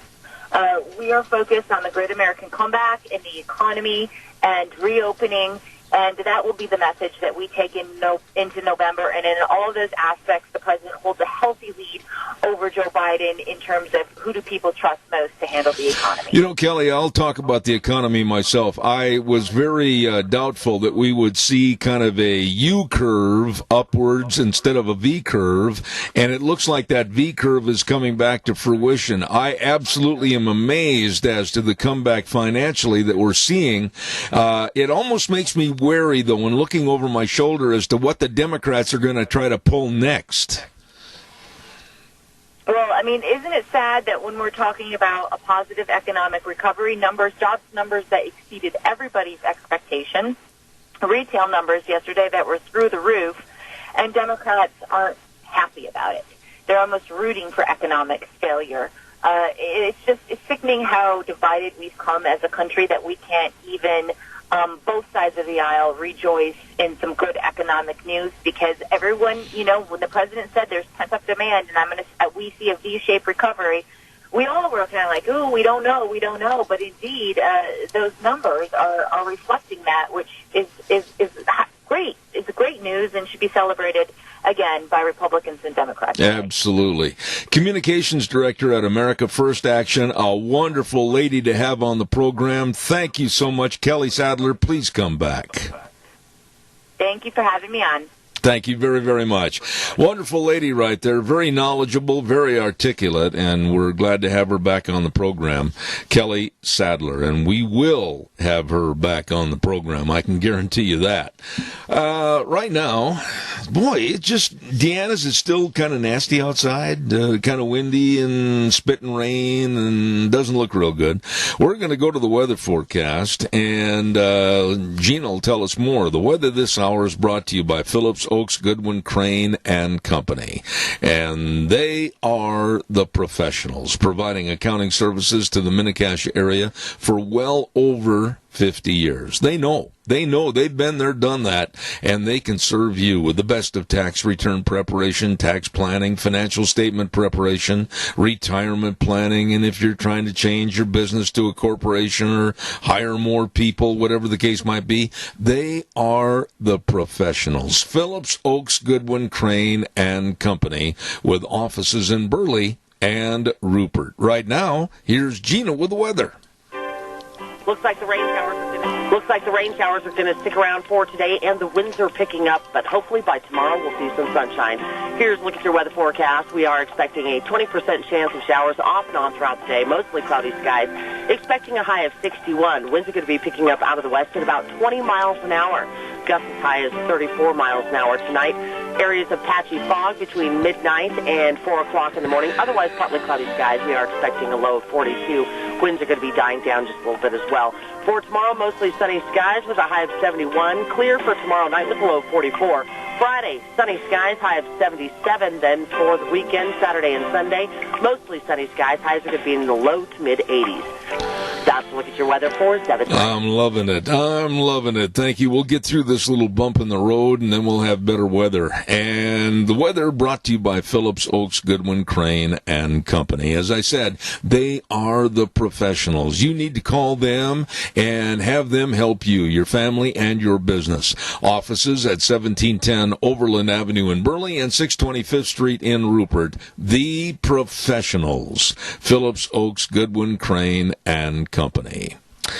All right, I've got time for a couple of calls. Give me a jingle on the landline, 436-2244, 1-866-927-4587.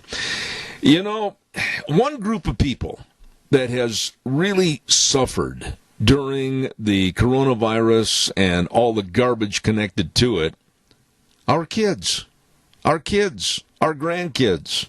You know, adults, we kind of have a stiff upper lip and we keep on going and doing what we have to do to keep our families and our finances together and everything. But I watched a little report last night, and it's so true. Our kids have really suffered. You know, they've lost being kids.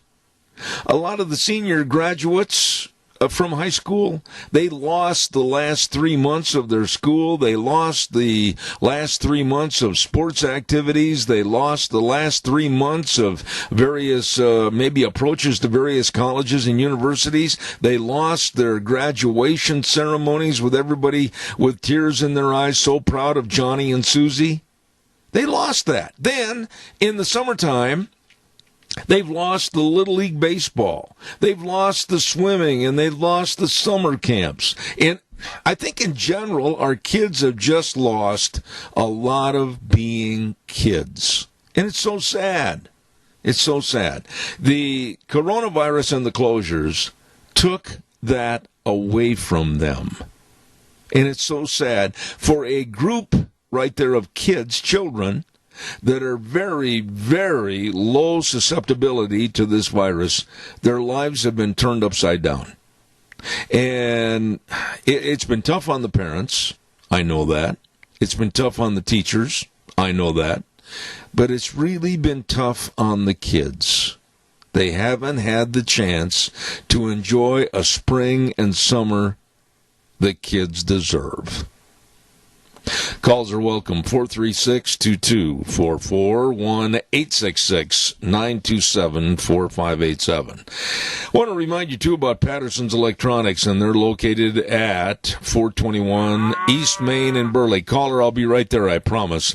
And, boy, have they got all the great TVs. My goodness, they've got a 43-inch 4K HD TV, 2-year warranty, just $299.99. They've got a 55-inch 4K HD TV, 2-year warranty, just $439.99. You better get in there and check out all the great buys. And remember, when you make a purchase there at Patterson's, a percentage of the money is going to go towards local charities. And the top 2 local charities are going to get $500 each from Patterson's Electronics, 421 East Main in Burley.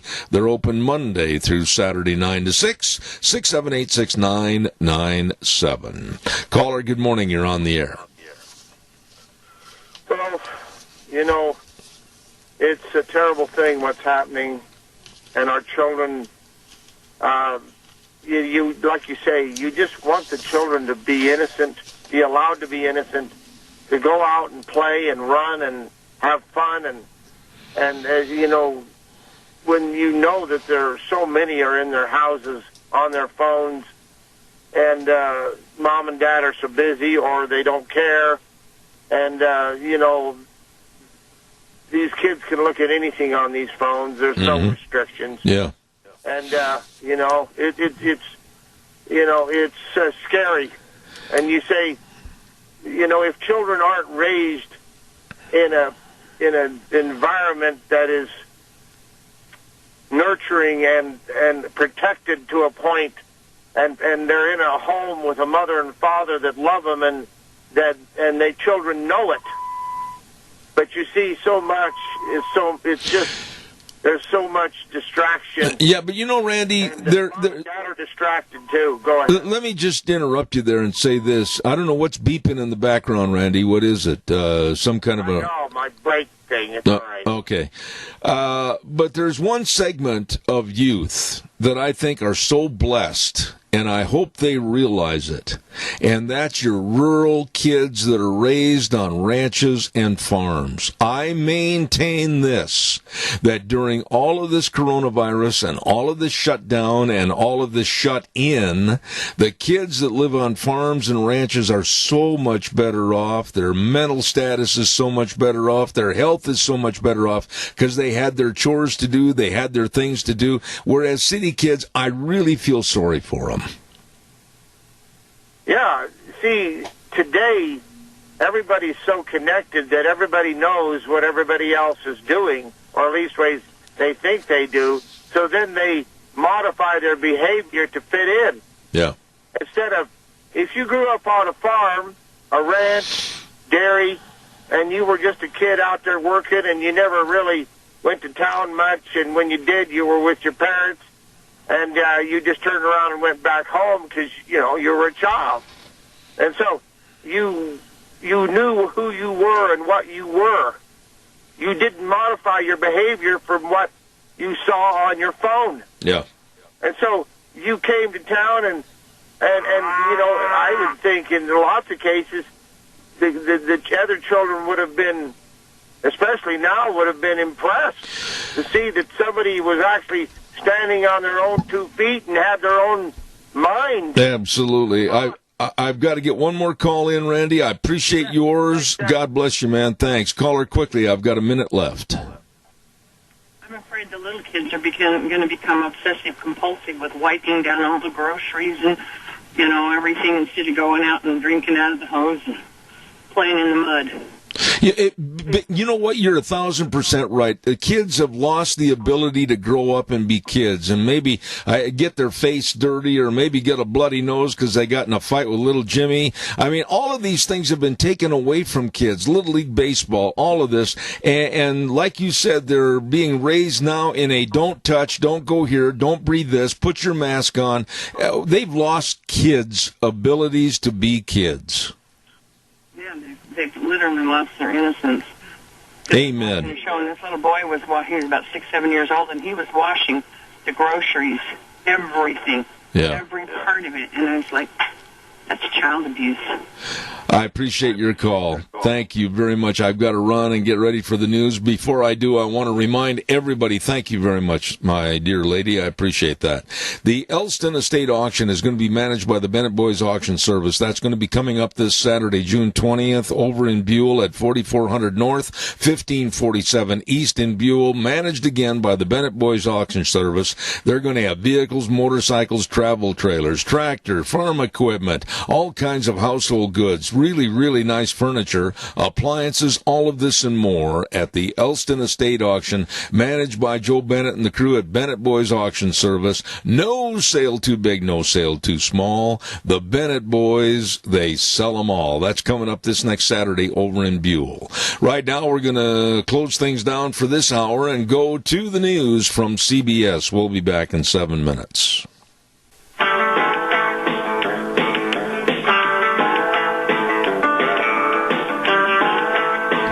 It wouldn't hurt if after 50 years in broadcasting, I turned the mic on and said something. Sorry, Sean. Anyway, here we are, Zeb at the Ranch, hour number 3 on a kind of a gnarly, twisted up weather-wise Wednesday. Zeb at the Ranch brought to you by your Magic Valley, Les Schwab Tire Centers. All 7 locations serving you very safe, clean environment, and the best in tires. And let's not forget, too, our friends at Burley Physical Therapy and Rehabilitation at 1263 Bennett Avenue, Suite 2 in Burley, helping you you get back to being you. And, of course, for our seniors, don't forget the beautiful Greystone Crossing. 12-bedroom home unit right there on El Fresco Road. That's 21st Street in Heyburn, just a mile east of Walmart. Woo, you better call. You better check it out. You better check out the great facilities, all the wonderful 3 meals a day, snacks, housekeeping, local transportation. Matt and Kelly Wiggins have this place for you. 650-4979. That's the number to call, 650-4979. Set up an appointment to see the beautiful Greystone Crossing Senior Living at 1221 21st Street in Heyburn. Also, quickly, I want to reiterate some other friends of ours with 7K Metals. Oh, my goodness. You can help yourself build your own financial security and future through silver purchases sent right to your home. Absolutely. It's a great saving opportunity for you and a valued treasure for your loved ones. Find out more. Contact Lon Hardy at 312-8699 or Sharon Wilmot at 430-3259. Tell them I told you to call. These are nice people, and they'll help you with 7K Metals and silver purchases. You do it today. Well, lo and behold, we're going to set a historical day here today. We've got the fishing game in the studio after, holy smokes, since January, I think. It's definitely been a while. Holy smokes, I forgot what you looked like. Yeah. I think I have a few more gray hairs since last time I was here. No, let's not go there. Let's not go there. No, but it's good to be back, Zeb. Terry Thompson, and he's the communications director for the fishing game. Did I say that correctly? Yeah. Communications director, manager. Okay. You know, I kind of answer to a lot of different things. Well, I will put manager there too. What's going on overall with the spring and with the coronavirus and with these fishermen, and what's going on with the fishing game?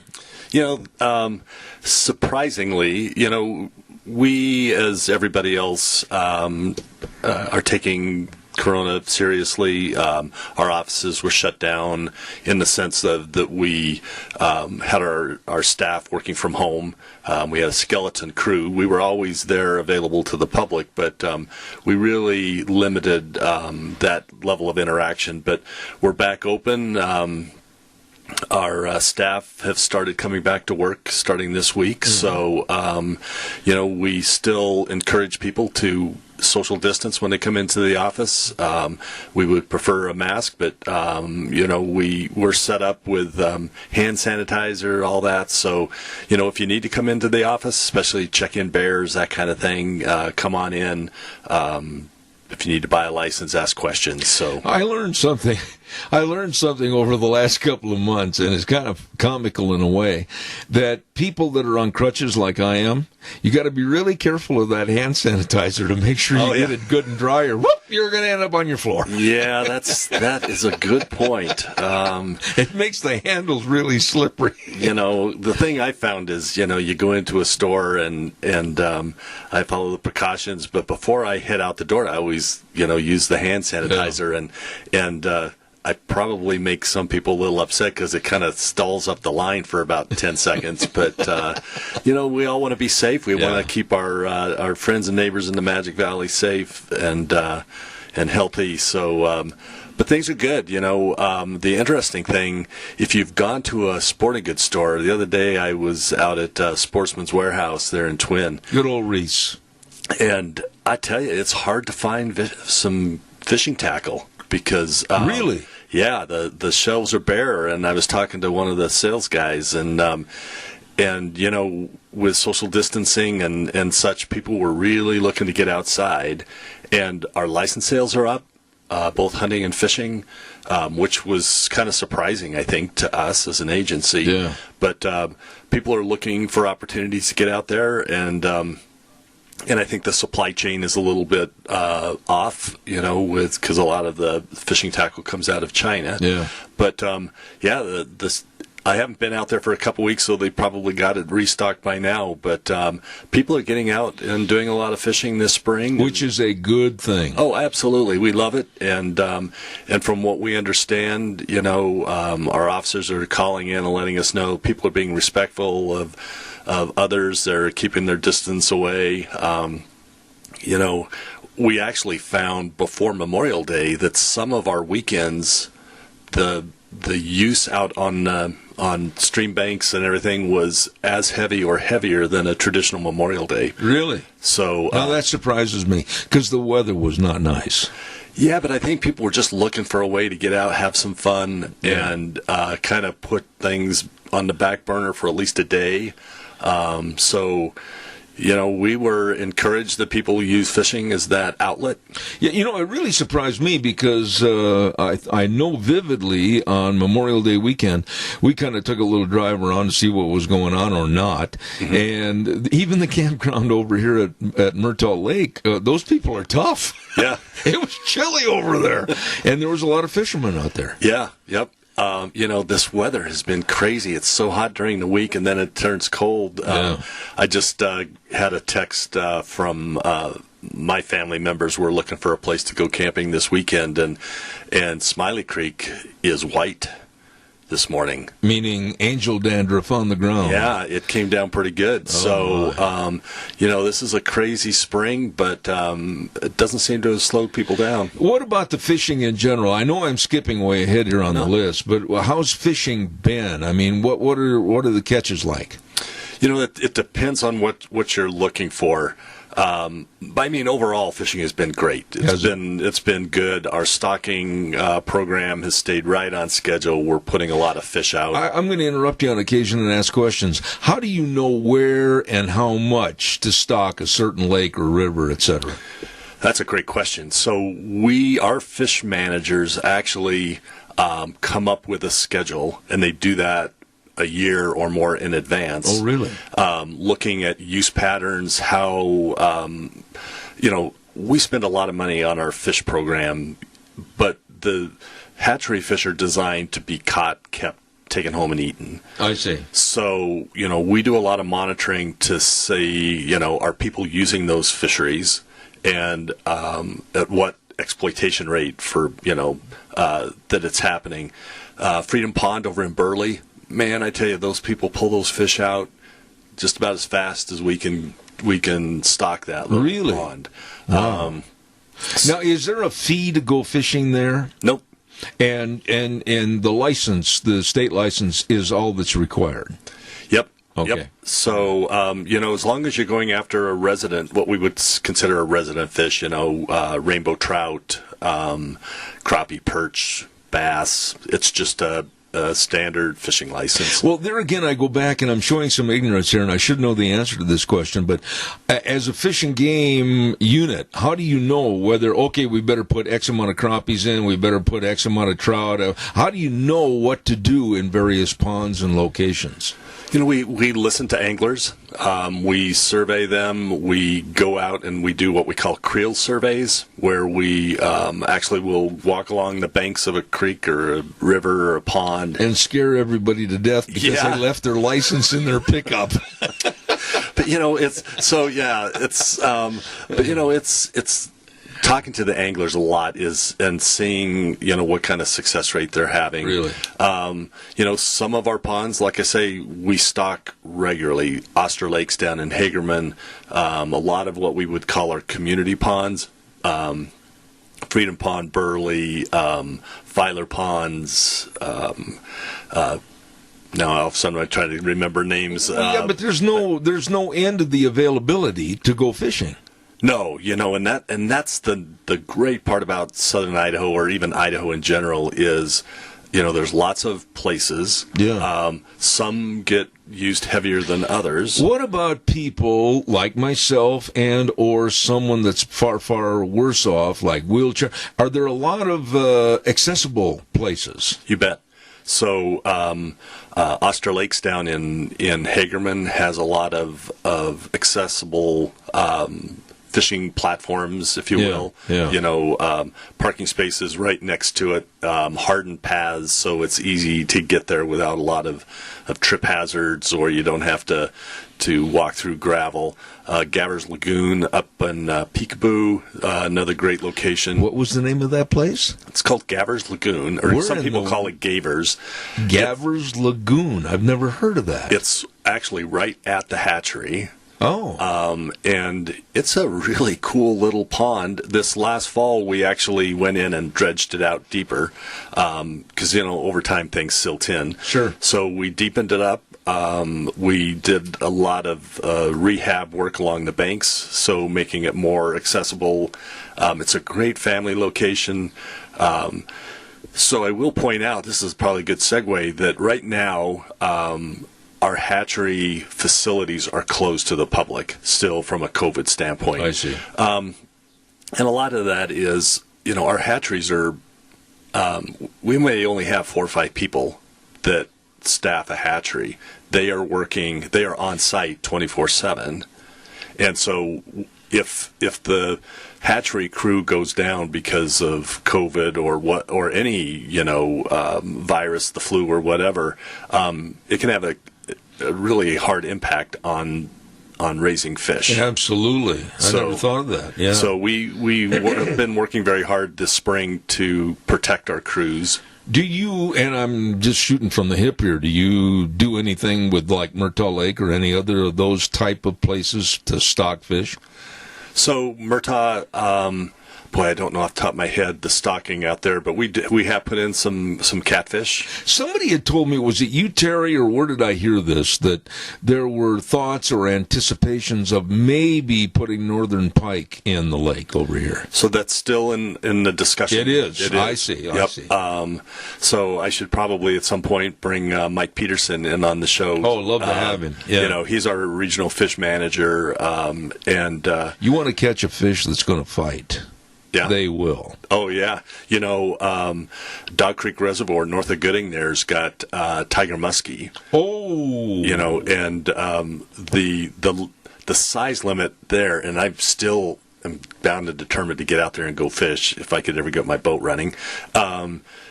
What is it, 40 inches or 44 inches before you can keep that fish? Before you can keep it. Now, correct me on this, Terry. You're the expert, but I think the world record muskie, I believe, was pulled out of Lake Michigan, and it was like 7 feet long. Oh, I can't speak to what the actual record is, but they get big. Bigger than the boat sometimes. Yeah, and dangerous fish. They have teeth. Yeah, you're not kidding. They're the guard dog of the lake. Yeah, yep. So, Lake Lowell up in Boise just got some tiger muskie I saw the other day. So, we are stocking some of those around. Are they a dangerous fish? And I say the word dangerous. Are they a dangerous fish, your pikes, like your northern pike and your muskie, to other fish, or are they adaptable to other fish? Your bass and your trout type thing. So, they definitely are a predator, so they will eat other fish. But there are, I think a lot of times it depends on habitats found within, pike, tiger muskie, they have their preferred habitats.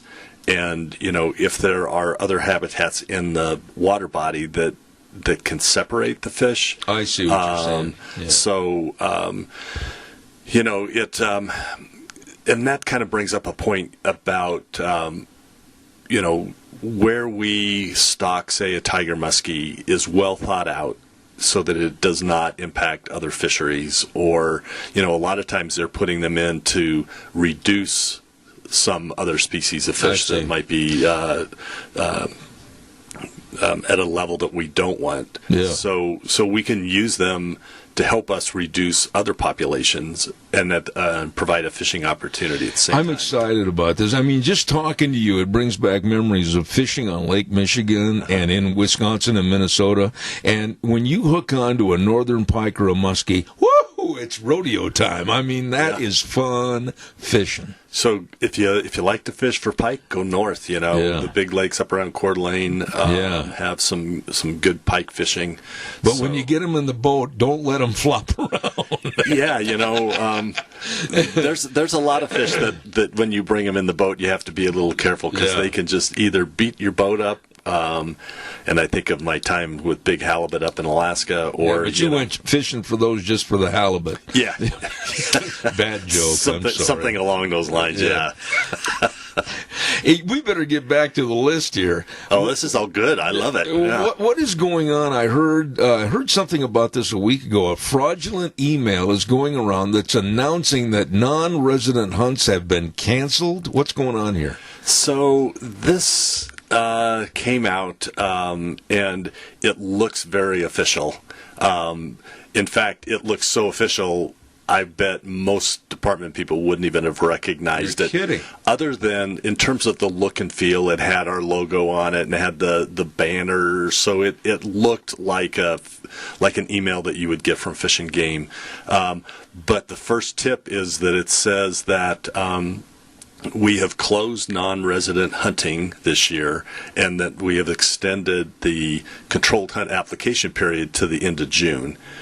Well, that's a dead giveaway right there. That's just a false statement. And so, but the problem is, and I'll have to admit, there are many links throughout, and what they're doing is they're fishing for personal information.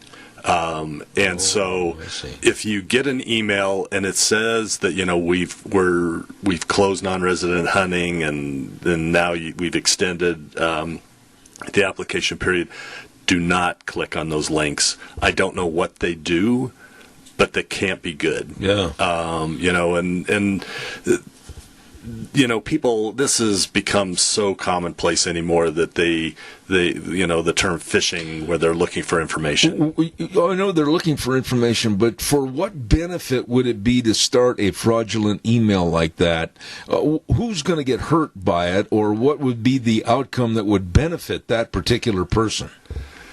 So I don't know that they really care about who you are. They're just looking to get any kind of information that would allow them to somehow gain access to your financial kind of thing. I see. They're looking for passwords. It's really interesting. Oh my! They do a lot of training with us in the state on how to recognize phishing emails and things, and the more that somebody can learn about you in terms of what are your pet names, what are your favorite hobbies or whatever, they can figure out what your passwords are and then access your personal information. Let me tell you something, Terry. If it's never happened to you, it happened to Deanna and I 5 years ago.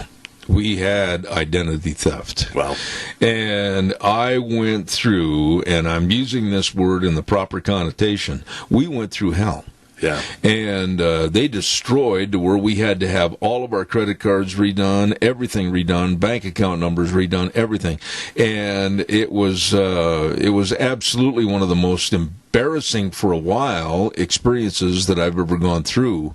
And finally, the people were caught. Wow, that is amazing. Yes. And I was absolutely ecstatic when they were brought to justice. But I tell you, unless you've ever had it happen to you, don't minimize it, because identity theft is very serious, very serious. Yep. And so like I say, I think looking through this email, they're looking for you to click on a link that takes you to your Fish and Game account. And then, of course, your password's not going to work, so they're going to direct you to somewhere that's going to say change your password, which then all of a sudden they know. Yeah. And so, if you have any questions at all about an email from Fish and Game, call us. 324-4359. Absolutely. I've got it memorized. It's etched in my mind forever. Yep. So, let's, we always want to keep people safe, be it personal safety, health-wise, or your personal information. So we will never give out that information. You can trust us on that. And One thing I was going to back up on, if I may, just for a minute. We've got a hard break coming up in a couple of minutes. And what are the fishing license costs right now? I got into a conversation with a person the other day off the air, and I said that the easiest and most fun way to enjoy yourself during shutdowns is to go fishing and be in the great outdoors, and the most economical license available is a fish and game license. What does it run right now? So this is why I bring regulations with me when I come sit here. So if you're a resident and you want to go fishing for a year, $30. You go 10 times. Oh. And that's only $3 a time. Yeah. Your gas is going to cost 3 to 4 times more than what it is. And, I mean, I don't see the gripe. I've had people say, oh, they're raising it so high they can't afford it. Wait a minute. You go to a movie, and I know Deanna and I stopped going to movies because, my goodness, you had to rob a bank and get the money to go to the movie. Yeah. You know, and the thing is, what's great is that you can bring dinner back with you for that price as well. So well, see, there's where I draw the line, because I'm not a very good fisherman. I'm going to starve to death. Well, you have the. I guess I should say you have the potential of bringing dinner back with you. But even if you want to hunt and fish both, a combination is $38.75. It costs you $8.75 more. Really. If you just want to buy a hunting license, it's $15.75. But I challenge anybody to the fishing licenses are such a deal in terms of cost. And you said the sales were up substantially. Yeah, they are. Right. Yep. For both hunting and fishing? Yep. I haven't heard numbers yet on what happened with our controlled hunt applications. We'll talk about that here in a few minutes. But no, I think people are looking to get outside, but they're also very interested in knowing where their food comes from. Absolutely. Boy, it's about time we realized. I mean, in all aspects, whether it's with fish or hunting or whether it's with your cattle, your potatoes, I mean, people need to realize and be thankful we live where we do and people that serve us. And I think one of the things COVID probably brought to light is that, our supply chain can be at risk very, very quickly. And so, going hunting and putting an elk in the freezer, knowing that you've got food for your family for basically a year, and so I think it kind of put it all into perspective that we live in a place where you can supplement your food. Amen. And so, but when you're a very poor shot, which I am, and a very poor fisherman, which I am, I should weigh 100 pounds. I'm starving to death. I got to take a break. Okay. We're really happy to have the communications director and manager of the Fish and Game, Terry Thompson, with us, and we're going to have much more with him in just a few minutes. Quick note before I send it back over to the main studio. Don't forget the big Father's Day. Do you realize that this next Sunday is Father's Day? My goodness sakes. That's a hint to the lady in the other room. Father's Day is coming up. And don't forget At Least Furniture, Floors, and More. They've got all the recliners on sale. And I keep telling you, Dad needs to go in and pick one out that fits him. I mean, they've got recliners for tall people, short people, thin people, and people like me. So go in and find one that fits, and they've got a great selection at Lee's Furniture, Floors, and More. All the mattresses and the sofas and love seats and all the flooring, the carpet, everything. Father's Day sale at Lee's Furniture, Floors, and More, 459 Overland and Burley. You stop in and see them today. Right now, we're going to take a short break, send it over to our main studio. We'll be right back. And now, back to Zeb at the Ranch on AM 1230 KBAR. To reach Zeb, call 436-2244 or toll free 1-866-927-4587. And now, here is Zeb. A quick reminder, Doug's Alternator and Starter Repair is for sale, and it might be for you at 635 21st Street in Hayburn. Yep, he's going to sell everything lock, stock, and barrel. Great turnkey business. Doug's Alternator Alternator and Starter Repair. Number to call, 878-4991. And Doug will help finance the operation and also help and train the buyer of the business of rebuilding starters and alternators. I'm telling you, you'd better call Doug's Alternator and Starter Repair. For sale at 635 21st Street in Hayburn. The number to call, 878-4991. Our Fish and Game Report is back where it should be, live and in person and living color from the Zeb at the Ranch studios. And Terry Thompson, Communications Director and Manager of the Idaho Fish and Game. Here's a subject that has caused a lot of conversation at coffee shops and in offices and in homes and in basements. The elk depredations. What are your plans for the summer, Idaho Fish and Game? Sure. You know, and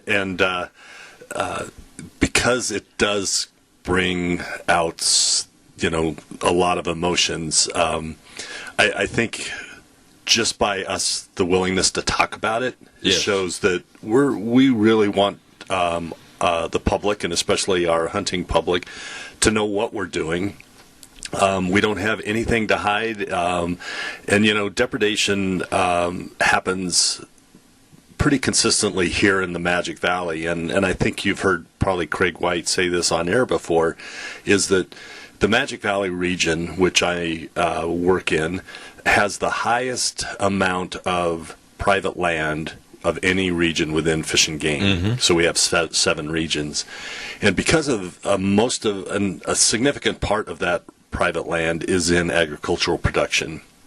And so when you start having large acreages in production, you know, and wildlife, they don't understand property lines or county lines or state lines. You know, they go where they feel safe, where there's food, there's water. And so many times we see the wildlife going on, and I probably need to qualify this by saying big game, because that's what the depredation law addresses, right. Is if big game goes onto private property and starts damaging crops or equipment or, you know, things along those lines, a producer, landowner can call us, and through this depredation law, we are instructed to cooperatively work with that landowner. But I should probably say that we would do this even without the law. I mean, we want to be good neighbors Sure. to folks that have wildlife, big game living on their properties. But the law specifically says that we will work cooperatively with landowners to prevent and or reduce crop damages. And so there is a producer over in the Little Camas area who has a long history of some pretty significant elk depredation on his property. In 2018, he had a depredation claim of over $1 million. Oh, my, really? On some organic potatoes. Oh.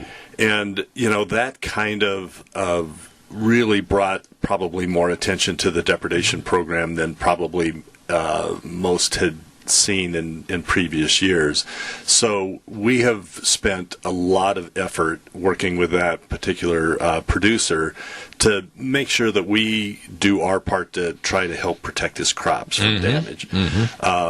Last year we had a research project with the University of Idaho that we were looking at the efficiency of what we call sharpshooting, because you can't hunt at night. So we can't say that we're out hunting at night because that's illegal. Right. But Fish and Game has the ability through the director's office that we can, using our own staff, go out and sharpshoot or hunt or shoot elk at night. Right. Because one of the problems that is specifically happening on this producer's property is the elk are very smart. They have learned that, you know, if they come onto the property during the day, they get hazed off. Right. So they have changed their behavior to start coming in at night. So it kind of tied our hands in a way of what we can do. So we have come up with a four-prong approach that we intend to use this year, especially specifically on this property at Little Camas. And I will point out that nothing. Well, I'm just going to tell you what the four things are. We're gonna use hazing. That's our first thing of choice. Sure. Well, I should say the first thing of choice is using hunters. So, but we can use hazing. We can use nighttime shooting. We can use what we call managed hunting, and I'll talk about what that means. And then we're also looking at the ability to trap elk and translocate them to other parts of the state. Oh, I see. So, but the thing that I think is really critical here is that our level of response is going to depend on elk behavior. So, basing it off of elk behavior over the last 3 years, we had to get very aggressive. Let me ask you this, and I don't want to jump in on you, but I just think I need to ask a question here. There were a lot of people that voiced criticism at the Fish and Game for this depredation and the way it was handled to eliminate some of the elk. And they said, and I know you've heard this 1,000 times, they were clamoring and stammering, saying that the hunters with licenses should have had the option to take care of this. But now that you have elaborated on what the causes were and how it had to be addressed and everything, and where the location of the depredation was, it would have been dangerous, would it not, for the private property owners and surrounding area people that live to have all these hunters out there? I'm just asking. Sure. Well, in Idaho, we respect private property rights. Right. So, a landowner has the right to limit or provide access if they choose. So, this one particular landowner is growing organic crops, which and I'll be honest, I don't know all the intricacies of what that means. They can be extremely fussy. Yep. So, but he has to protect his organic certification. So, but he does provide some access to hunters onto his property. But these elk are retreating off of his property during the daylight when they would normally be accessible to hunters. Because, trust me, we would much prefer to have the ability to bring hunters in because, one, it puts food on people's table and it functionally saves money. But what happened last summer is the elk would come in on the producer's land at night, and then they would immediately retreat to the adjacent landowner's private property during the day, who didn't allow hunter access to those animals. Sounds like the elk were almost unionized. Well, they had it figured out. They knew where they had security cover. Absolutely. Isn't that something? And so, one of the things that I think needs to be, really understood is that Fish and Game does not have the legal authority to tell a landowner that they have to provide access. That goes back to private property rights. Absolutely. So the depredation law does have a clause in it that it says, to receive depredation funds, you have to provide reasonable access. That is a very vague term. Does reasonable mean 1 or 100? It's not defined by law. I see. So, but the landowner is required when they put in a depredation claim to state if they provided access or not. Are you, on behalf of the Fish and Game, are you seeing or are you expecting more problems with depredation this year? Well, because it's up until this week, we haven't had a lot of precipitation. Things are dry, which typically brings wildlife down lower. If it's or it could. So, in this particular instance, through nighttime, shooting, that herd has been reduced. Hunters did take some of those elk last year, but not as many as we would have preferred, but they just weren't accessible. Yeah. So, our goal is to severely reduce that herd population down. Again, our preferred method would be, let's get hunters in there to do that. Yeah. But if they're not accessible to hunters, that unfortunately is the key. I'm thinking of a place in a location south of me that also has a problem with the depredation. We have really healthy elk populations in southern Idaho. They've really grown, haven't they? I mean, the numbers. They have. Yeah. And a lot of that is, and I think, it's probably anecdotal to say this, but, we've got great habitat on private property. What about related species? Have the numbers increased as much as the elk, i.e. the moose, deer populations, all of that? Or has it been basically a real blown-up figure for the elk? So, I worked in the South Hills years ago, and at that time, moose were kind of a rumored species. Yeah, I remember that. Yeah, you go to the South Hills now, there's a lot of moose. There is. We relocated some moose, some yearlings ended up down in Burley and in the Twin and Rupert over the last couple of weeks. Wow. That we've had two of them we took back to the South Hills. Any estimate on numbers up there?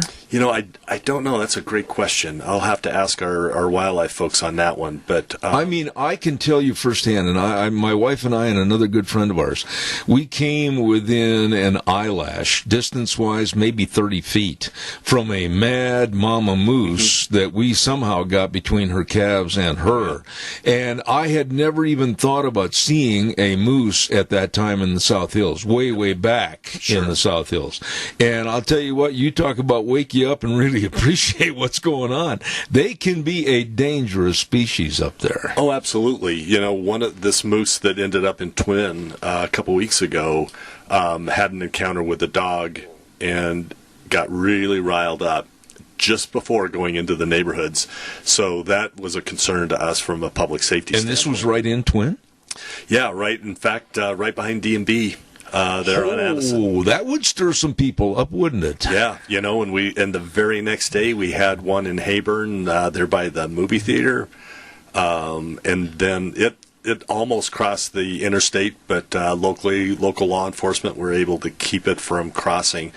And I can't remember, Craig was just telling me a couple of weeks ago, or within the last week or so, that, or somebody within our office, that there was a moose collision with a vehicle somewhere in northern Idaho. Really? Does some real damage. Why is there, and I know this is probably a silly question, but what do you attribute their coming into cities and towns and residential areas? Why? So everything that's come down are yearlings. So when a moose calf is born, it stays with the cow for a year, and that very tight bond. Well, when she's ready to drop the next year's calf, she does everything she can to force that yearling away. Bites it, kicks it, really chases it. Now all of a sudden you have a yearling that is without the cow. It's very confused. It's stressed out. Everything that it's known for the last year has changed, and so they kind of set out and start looking for other territory. I see. Well, that's pretty interesting. I've got to do a weather forecast. Would you allow me to do that? Thank you. We're visiting with a very interesting gentleman, and that's the communications director for the Idaho Fish and Game, Terry Thompson.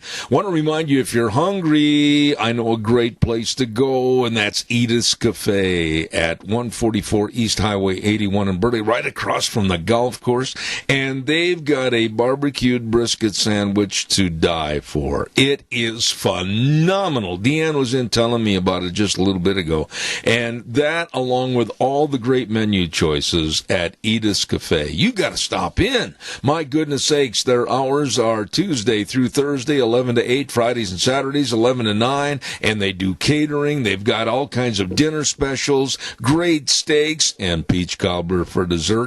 You check it out today at Edith's Cafe, and they're again located at 144 East Highway 81 in Burley.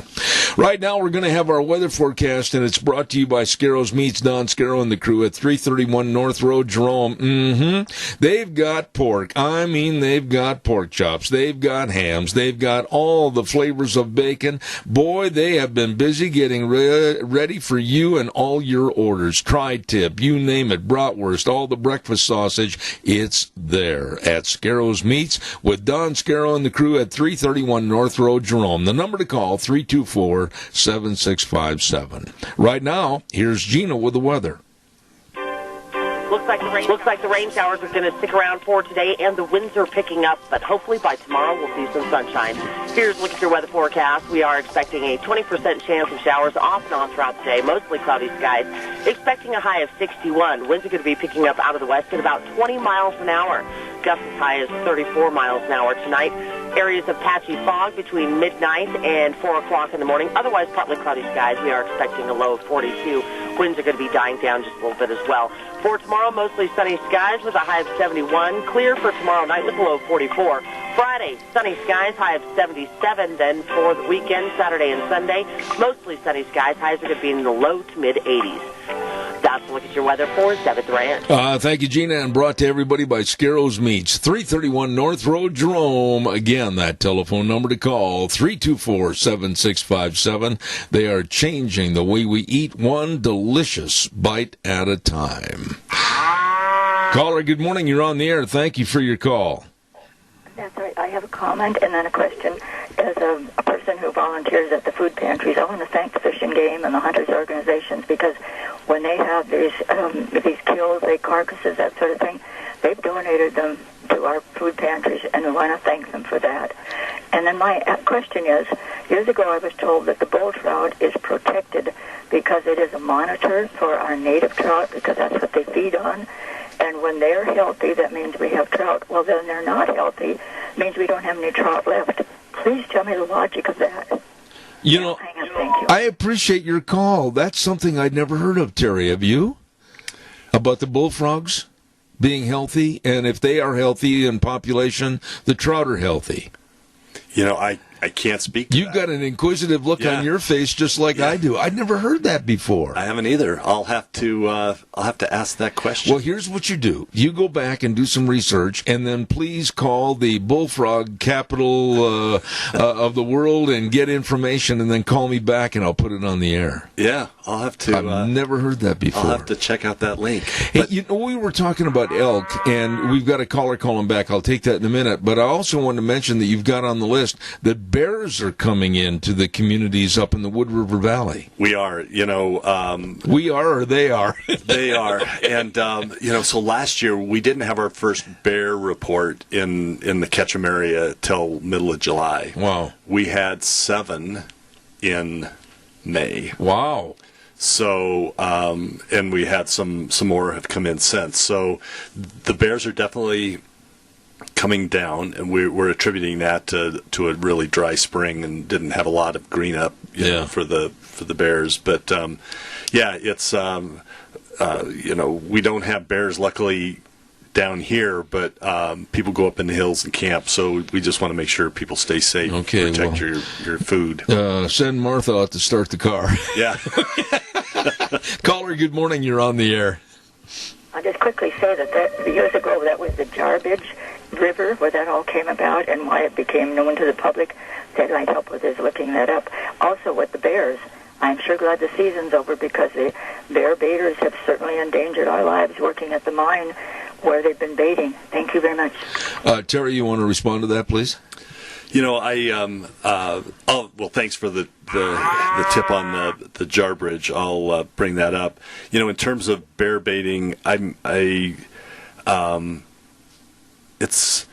baiting is an accepted method for hunting bears, but there are the ethics, and folks have to follow the rules in terms of when they put out their bear bait and clean up the site. Absolutely.